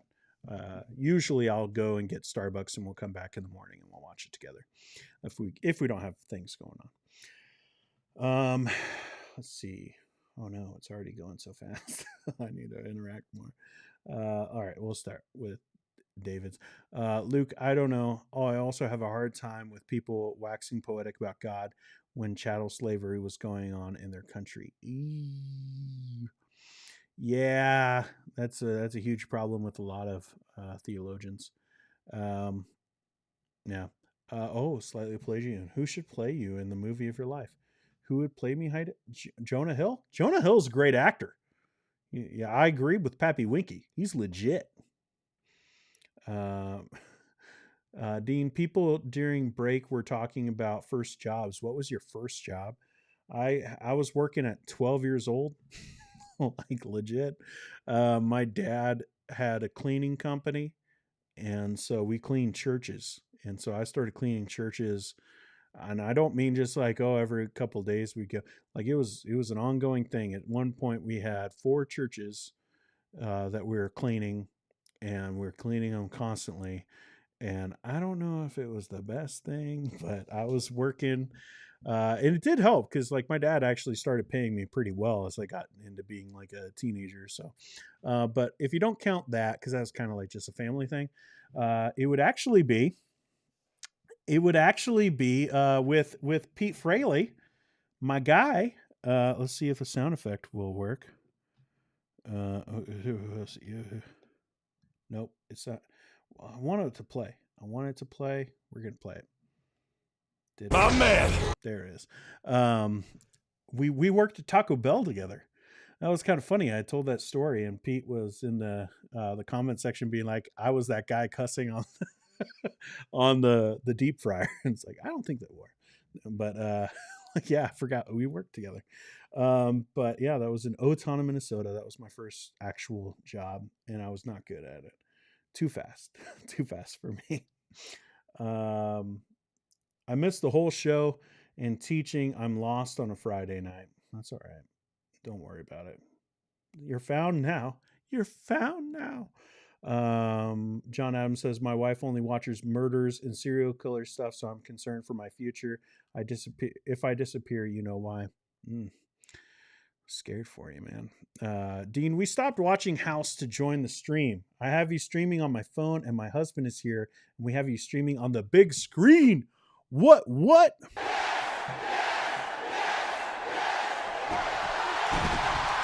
You know what? I just really appreciate you putting me on the big screen. You know, it's just like Thank you. I feel loved and appreciated, and I really needed that. No, well, let's see. Pappy Winky says, Dean, very serious. How is my little diabetic brother? If you're okay with sharing, been praying for him. Got my official diagnosis this year and struggle with insulin too. Right now, he is perfectly within range. We just went to Saskatoon on Tuesday, and we had an appointment with a specialist. Things are going well. You know, his overall numbers aren't exactly where we want it to be, so we have some new strategies. But again, it's just so hard because he has a very limited diet because of his autism. You know, he only likes certain textures with certain foods, and it's not just being picky. It's just this is what his body can handle. So dealing with all of that is difficult some days. But, you know, he's also very good with adjusting to like the rigidness of this new schedule of eating because he can't just go and have a snack whenever he wants like any normal kid. You know, they're hungry, they want to go and get some fruit snacks. He can't do that. Everything has to be spaced out and whatnot. So he's doing very well for all of that. You know, as a dad, I get a little nervous about the future and having more difficult conversations when he wants to get outside of that rigid, you know, schedule and everything, routine. But he's doing very good. We just want the overall like percentage of him being where they want him to be more consistent. But we've got some good strategies for how we're going to do that. So it's just hard. Some days are harder than others, especially when you know it. Like when we go out someplace and we just got a busy day. It's hard. It's hard to make sure like we're keeping track of everything and we're trying, but some days it's hard. So, but he's doing very good, and he's just like the best sport in the world about it. He loves it. Like he loves getting his insulin shots, which is nuts. Think about that. Do you want to get poked 4 times a day with a needle? Like, and then to have like we got him on the Dexcom, which is like this glucose reading monitor that's just on him all the time. And so I know exactly what his numbers are right here. I have it pulled up on my phone and it's just sitting here. And but he has like this thing on him all the time. That's not fun, but he actually loves it. Like or at least he's coped in such a way that he is excited about getting the shots and everything. And like, he asks us, oh, test too? And it's like, no, buddy, he got your patch on, your medicine patch. You don't need a test. So he's doing really good. We're very happy and thankful for how he is. But yeah, it's still a learning curve. I can't spell. We should have Joel Webben play Christian in New Pilgrim Progress movie directed by Dale Partridge and produced by Doug Wilson and Cannon Press. What the heck? No. I steadfastly refuse. I award you no points, and may God have mercy on your soul. No. Also, if anyone is going to play Christian, it's going to be Luke Daly from Luke Daly's YouTube channel. Because if you look at the pictures from Crossway, and then you look at like Luke cut his hair, but before he cut his hair, he looked exactly like Christian. Like he was on a stream with me once, and I was like, "Did you get paid? Did you get paid from Crossway? Because you should have." Let's see. Aaron says, it's a mood. I really enjoyed it, but I go in spurts. Hugh Laurie is fantastic. I don't like House. I can't. That character to me, I just, nope. Heidi says, we had Dean on the big screen before it was cool. Oh, snap. Oh, who had Dean on the big screen first? Me, when I was the only one watching these videos. My movie one, it feels like that some days. Like Slightly says, it also means my terrible comments are y'all's big screen as well. I love it. Look what you guys did. Same Heidi, it's easier to comment and watch. Yeah. I do the same things. Like, again, when I'm watching YouTube, I'm watching it on my Apple TV, so it's in my living room. I don't usually watch it, or maybe I have it on the iPad when I'm like doing dishes or something like that, because I do dishes, but most of the time I have it on the TV, and when I'm interacting with someone in the chat, it's because I have it pulled up on my phone too. Yeah, it's easier. Who wants to be like going with like big remotes and stuff, trying to figure out how to do all this stuff? Nuh-uh. Sarah says, my oldest son has autism. He has overcome a lot of good texture issues over the years. Have you looked into occupational therapy? Possibly is work in some new foods. Yeah, we've done quite a bit of that, especially when he was younger. As you know, Sarah, and as a lot of people don't know, there are different philosophies on autism and how to treat people with autism.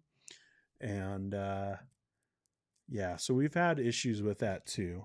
Like, we're kind of just letting him be for now and grow, just based off of being around other kids and stuff right now. But we have done occupational therapy in the past, and we probably will in the future too.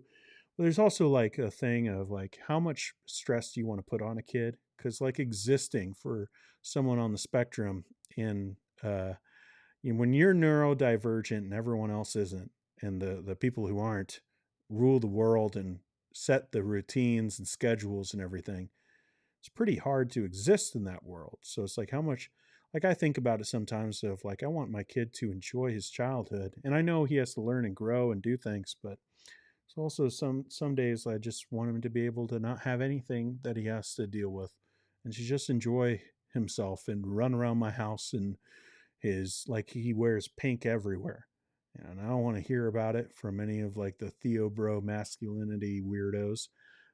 He's masculine enough. He can wear pink. It's a color.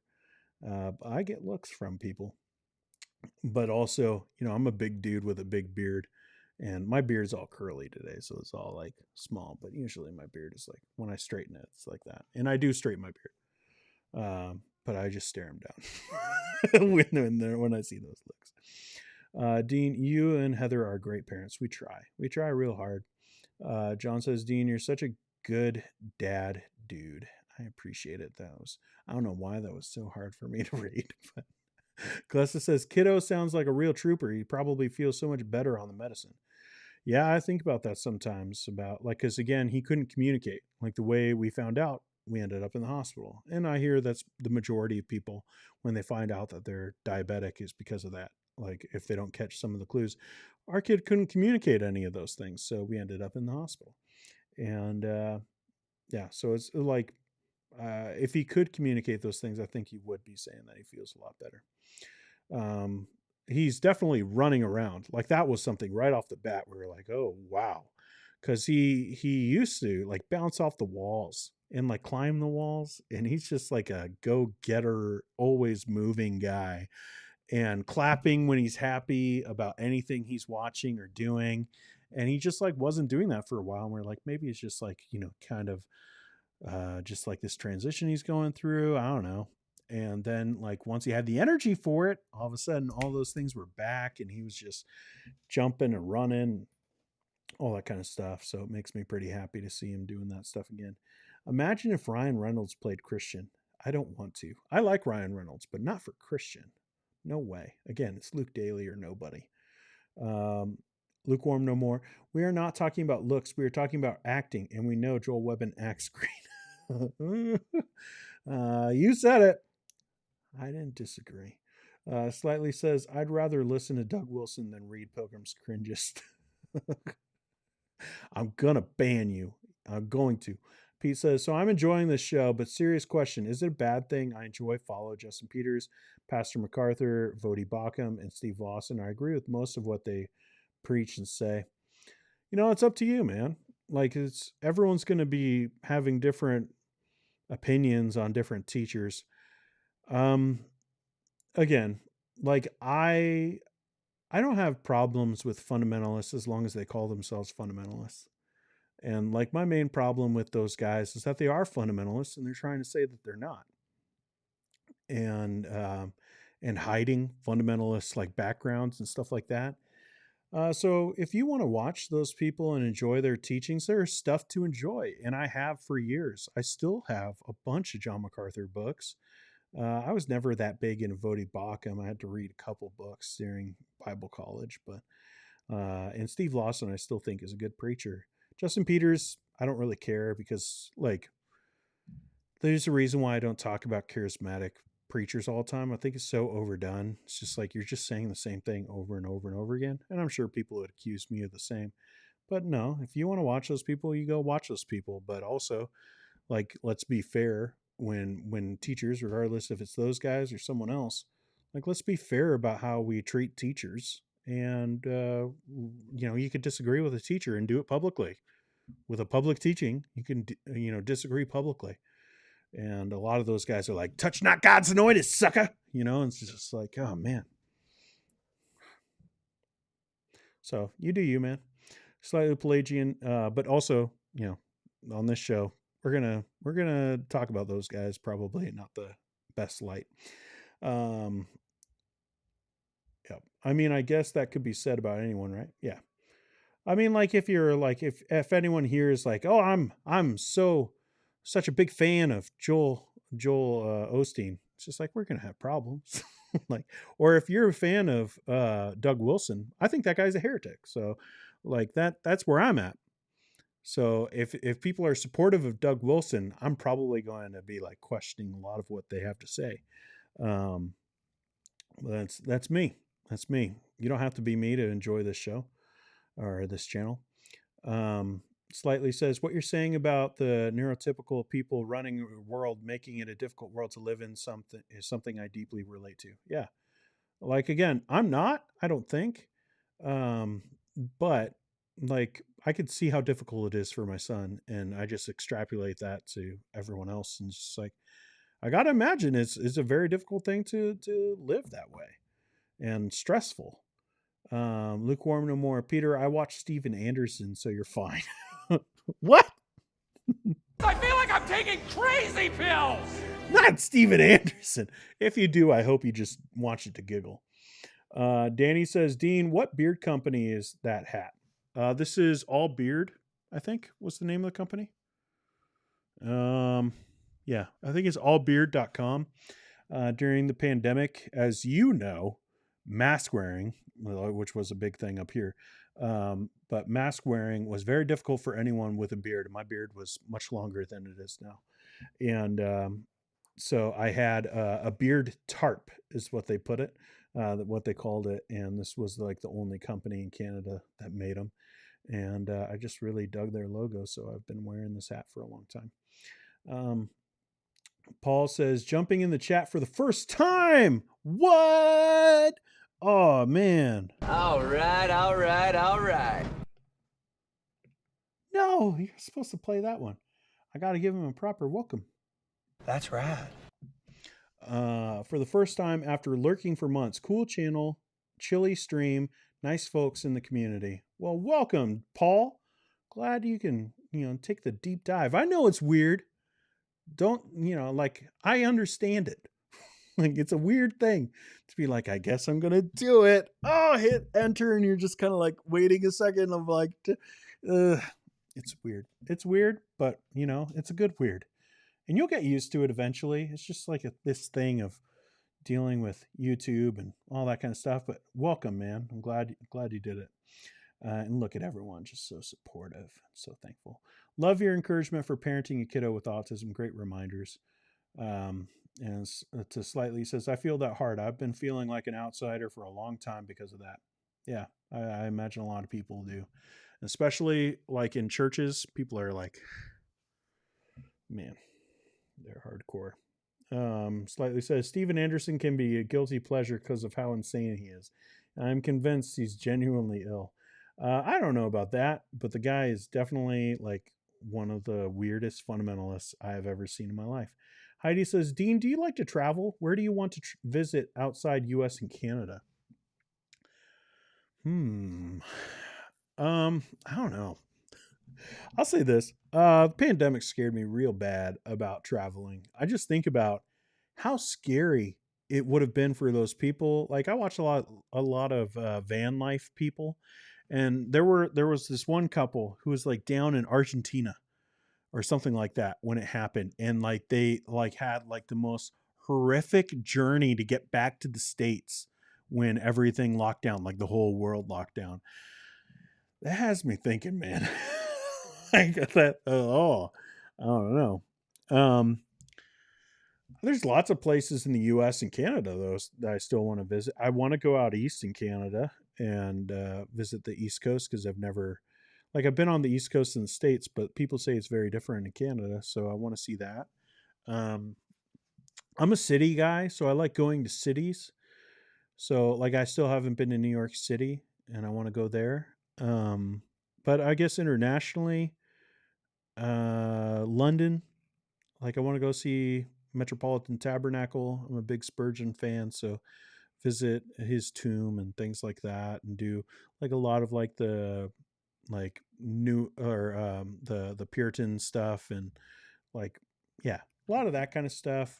I don't know. Like I am Italian, so maybe Italy. But even then, I'm like, I also like immediately start calculating. If everything was free and I could go wherever I wanted, it would be like London, Italy, maybe Brazil. Um, but yeah. Um, Dean, have you been to Quebec? I have been to Quebec, and it's very confusing with the languages. It made it a little bit difficult to get around. And also the signage in Quebec is really weird. Slightly says Peppy Winky, I actually had to leave working at a coffee shop earlier this summer. The boss knew I was on the spectrum and still said, I know you can't help it, but you're a burden, so look for work. Wow. People are awful, man. I can't spell. Trying to understand Doug when he talks is the equivalent to walking on a tightrope blindfolded while chewing gum and taking an order from an angry Subway customer. I've watched a lot of Doug Wilson just mostly for this YouTube channel. Like I didn't watch like any like I mean like I knew who he was and saw some of his stuff and interacted sometimes with the outrage stuff on Twitter. But like watching him, this guy, like I don't know why anyone thinks he's like a great speaker. Because like half the time he is acting like the audience is so dumb. Like not in an overt way of being like you're dumb, but like are you tracking? Like he does like this head nod anytime he gives an illustration or says like a really like emphatic point where he's just like he does like this head nod and he waits like almost like for like visual like eye contact of like I get it. Like it's like just keep talking. You don't have to like if you have to do this all the time to make sure that people are tracking with you, it's just like maybe you're not the greatest communicator. Maybe you aren't a wordsmith.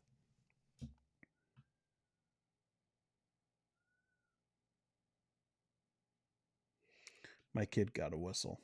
He's supposed to be in bed, but I could hear him whistling with it. It's like, oh, I thought we put it up where you couldn't see. Oh man, put your hat back on, Dean. What are you talking about? This is great. I'm just gonna leave it off for a little bit. No, I'm just kidding. Is that better? Dang. I had to wear a bandana. A lot of bearded guys had to wear bandanas during the pandemic.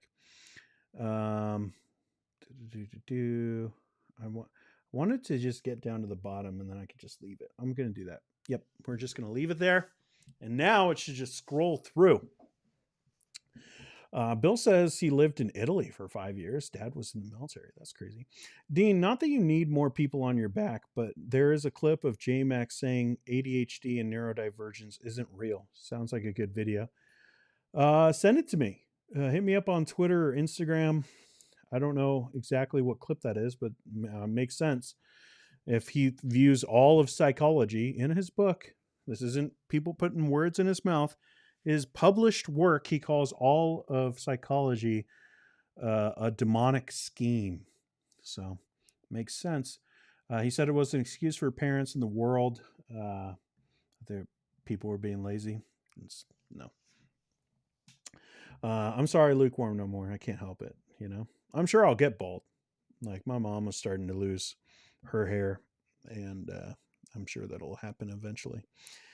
Beard struggle was real. Pappy Winky, that's true. Yeah. Heidi says, I wanted to ask how he had so much hair. Slightly says, I'm 23 and I'm already balding. My forehead has grown 10 sizes. My little brother is like that. Like my little brother is like 8 years younger than me or something like that. He's like 25, I think. And he's already losing his hair. It happens. Wendy says, I'm still here, Heidi. Pretty grieved, but here. We're glad you're here. We could talk about whatever, Heidi or Wendy. Just throw whatever you want to talk about here in the chat, and we'll talk about that. And we can get away from some of this other junk. Dean, you should do a Doug Wilson parody. I don't know. People would get too mad at me. Like there are people I've learned, like people, like someone asked me about my Francis Chan impersonation and stuff. Because I made a joke about it once because I can do a decent one, but I'm not going to do it online anymore. Like there are certain people I've learned just don't talk about them. Like, or at least if you can talk about other people who are saying the same things, go talk about those people. Like if you're concerned about the teaching, because again, like I don't care who these people are. Like it's not like I'm just like, oh, I gotta end Joel Webbin, you know, so like I'm just gonna talk about that guy forever. No, it's like the ideas that he's espousing. Like I want to deal with those things. So he's the one who's saying it. But if there was another guy, I might talk about that guy instead of him, you know? And there's lots of people who are saying the same thing as Doug Wilson. So I'd much rather talk about those other people and not have to deal with all like the Doug Wilson is the, you know, the best guy ever. Where's your whistle? You don't know? You want to come say hi? Yeah. You are supposed to be sleeping. Fire truck. You got a fire truck? And hospital. Uh-huh. Do you want to say anything else?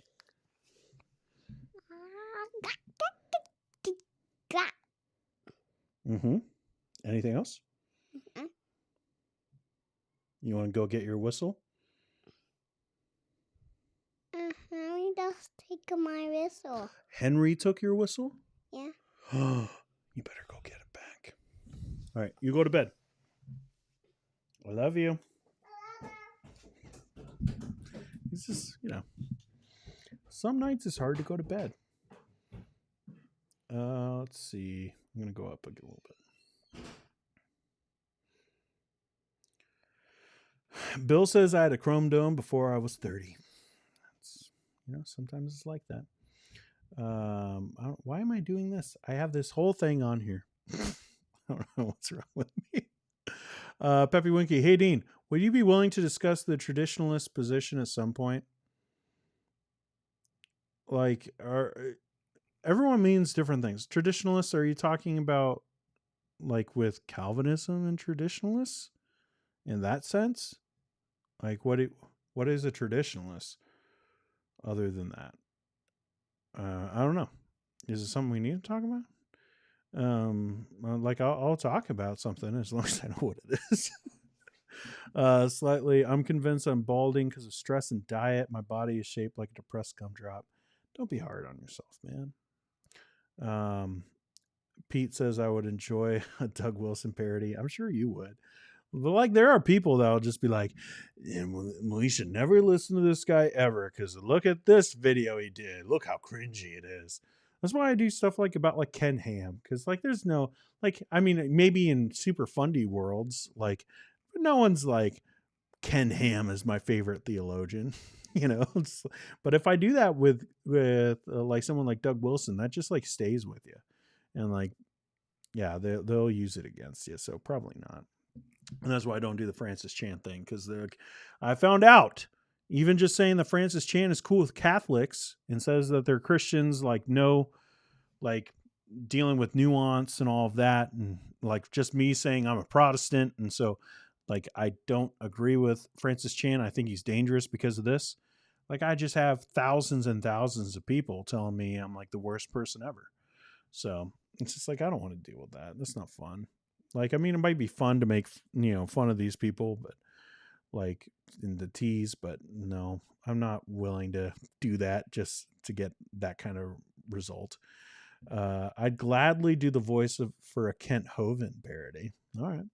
Dean, I am curious if you deal with Mormons much up there. Not really. No. I think good vids on Wilson is good and informative.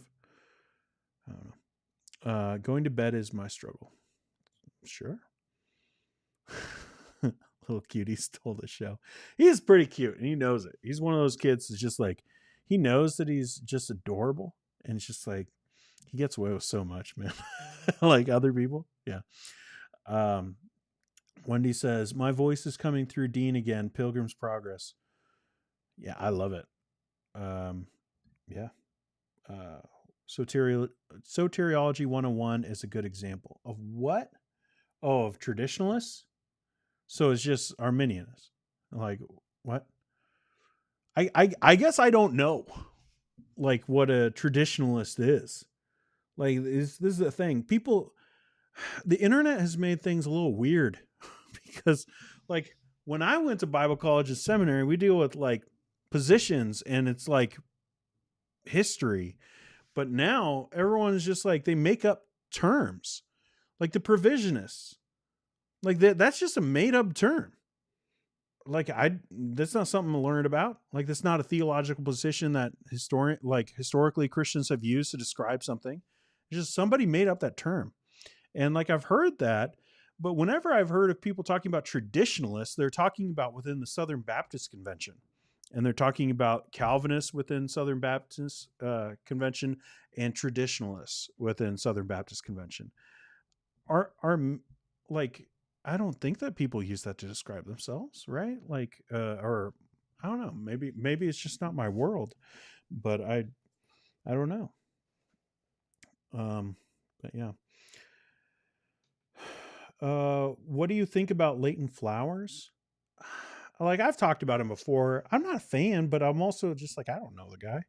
Like I've only seen a couple of videos and I know his channel and I've heard some of the interactions back in the day with Doctrine and Devotion and him going at them for Calvinism. And I was just like, at the time, I was just like, I don't think this guy really knows what he's talking about. But, I don't know. Maybe I was also a little bit different at that point too. So I haven't checked out his channel. It's not the kind of content that I would watch. And honestly, not the kind of content that I would want to make either of like, why Leighton Flowers is wrong. Like, I don't really care. Like part of this channel is like, yes, I want to communicate things that we're all dealing with, but also like I am me and I try to be as authentic as I can. So I talk about things that I'm passionate about, which is again, why I don't talk like, cause I could get numbers and views and grow in subscribers if I wanted to talk about, what is that guy's name? Mike Todd. Mike Todd did it again, and it's like, you're just repeating yourself. And Leighton Flowers, like, I don't know, but I don't really know anything about him other than that he's not a Calvinist and he's built his whole ministry presence online as not being a Calvinist. But yeah. Slightly says, even as a non-Calvinist, I don't like Leighton Flowers. He does have some pretty heterodoxical beliefs and misrepresents Calvinists constantly. Yeah, and that goes both ways. I'm sure there's probably tons of Calvinists that just like misrepresent him. It's just one of those things when people debate online. Like, I mean, like everyone has their camp, and so they're just going to fall into that camp. I don't know how you could build like a whole ministry. Like, I just have a hard time. I would get bored, to be honest, of just like it's all about this, and it's just like it's so limiting. Like, so you can't talk about other things. You can only talk about Calvinism being wrong. And I know that he probably deals with a little bit more than that, but everything that I've ever seen from him is on that. But again, I'm a Calvinist, so maybe that's just like the things that get shown to me. Sarah says, okay, friends, I got to hit the hay. I thoroughly enjoyed hanging out with you all. We enjoyed having you. Let's see. I used to listen to him when I was discussing becoming Calvinist with my husband. I appreciated him sometimes, but he was so whiny. Leighton Flowers was whiny. I mean, I don't know. Again, I've watched maybe a grand total of like 3 of his videos. Like I don't usually watch this kind of stuff other than for like the channel and like things that I interact with on Twitter. I don't watch a lot of Christian stuff on YouTube.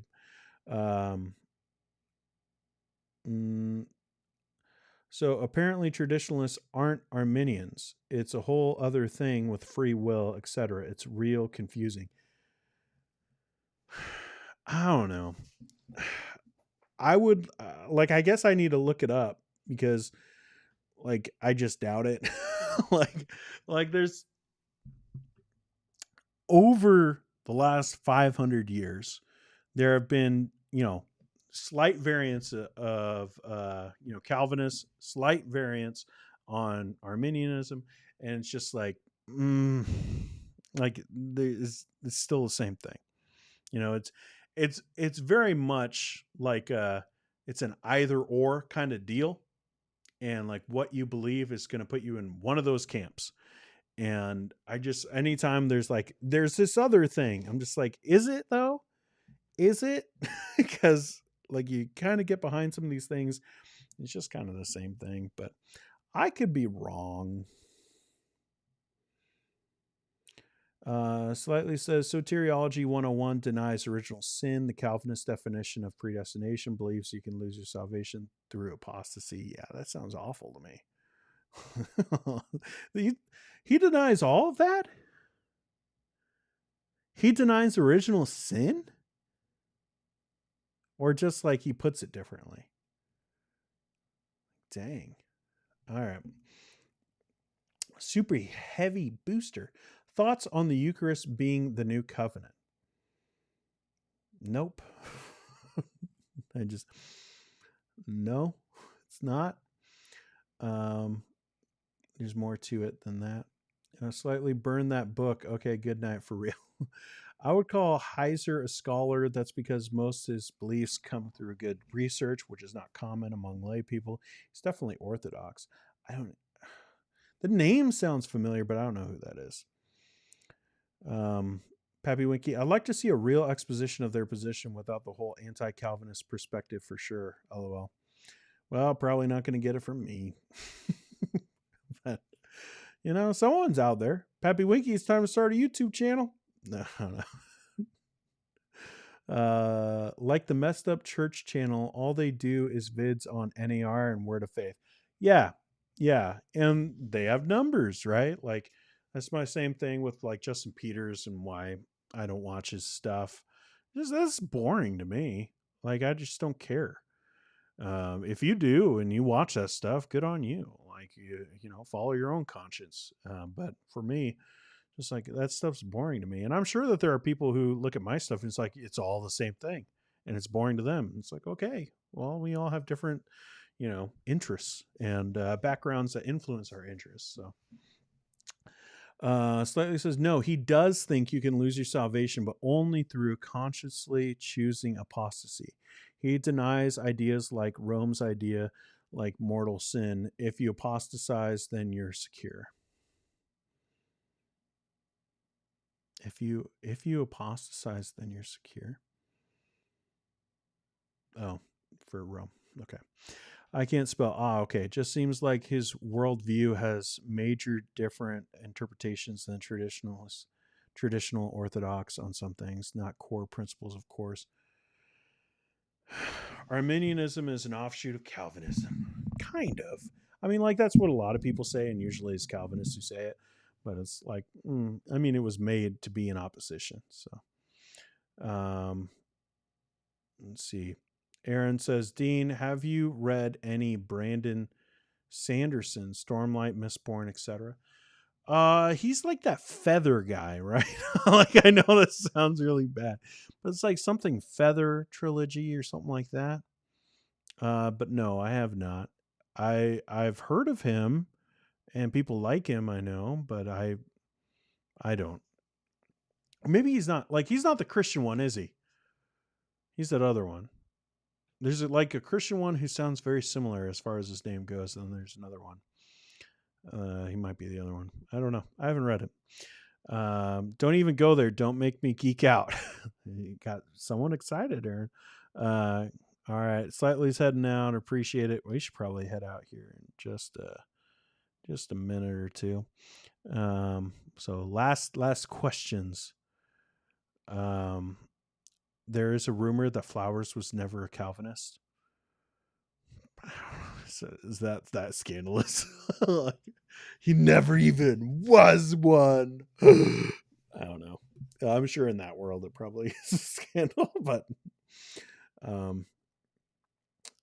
let's see. No, he's not the wing feather guy. Okay. No, okay. I thought that there was someone. It's not Andrew Peterson. I know who Andrew Peterson is, but maybe I'm getting like the book series messed up. But yeah, okay. He's a Mormon. Yeah, Mormons can create art, I guess. Why is that one showing up? I see it. Bill says Jacob Arminius was a Calvinist. He had some difficulties with some of Calvin's teachings. No. Like, I know that's a common thing that people talk about. It's like, oh, he was a Calvinist and then he just like changed a few things. I don't think it's like that black and white. He was like around, like obviously he's after Calvin, but he's around there in that world. And then he came up with difference of opinion on things and he started teaching his people. And then they had a debate. But like, it wasn't just like he was a Calvinist. He was just like, he was in that world. Cause again, Calvin wasn't just a theologian pastor. It was also like part of like the government there. Right. So it's like, it's a whole culture. Like, it's not just like a religious culture, a whole culture, a society. And so he grew up in that society. So I wouldn't say that he was a Calvinist and turned into, like this guy who had differences and then people who came after him took his name. I think it's a little different than that, but like, I get why people say it.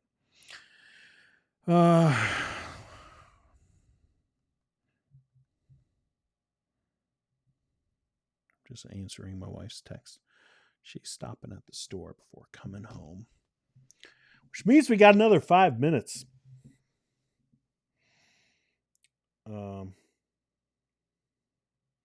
Didn't Arminius say he wasn't sure about the loss of salvation? Yeah, they like what happened was you had in the society of like where Calvin's teachings were everywhere, you had people, theologians within that society who were saying like, oh, we disagree with some of these teachings.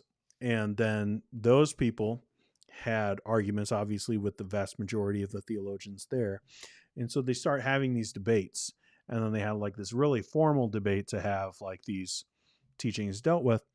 And that's where the 5 points come from. And that's on both sides. Like, generally, those 5 points were what they debated on. And so he,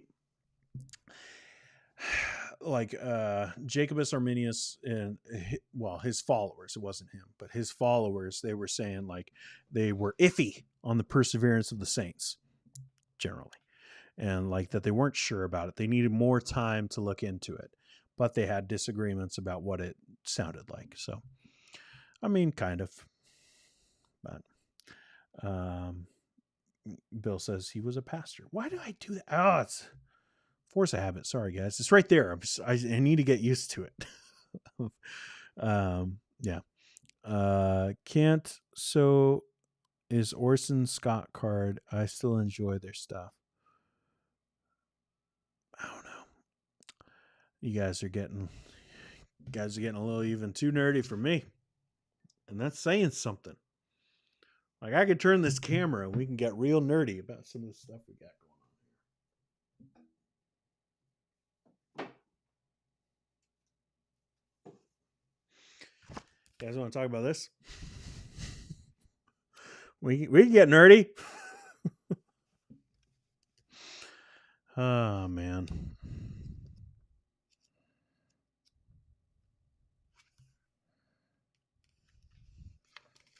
It's one of my favorite panels.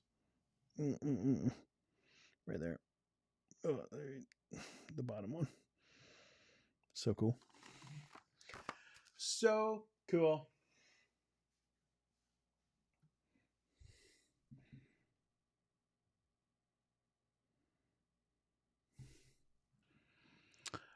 Dort was a trial. Mm-hmm. Let's see. We should do a nerd night. Isn't that like every Friday night? Like, this is pretty nerdy. And Pappy Winky says that that's a masterpiece. I agree. I can't spell his head into bed. And Batman, nah. Don't make me. I'll do the song. Lukewarm no more is saying it. He's calling it quits. Saying, I'm glad my battery is dying. Nerdy stuff. No.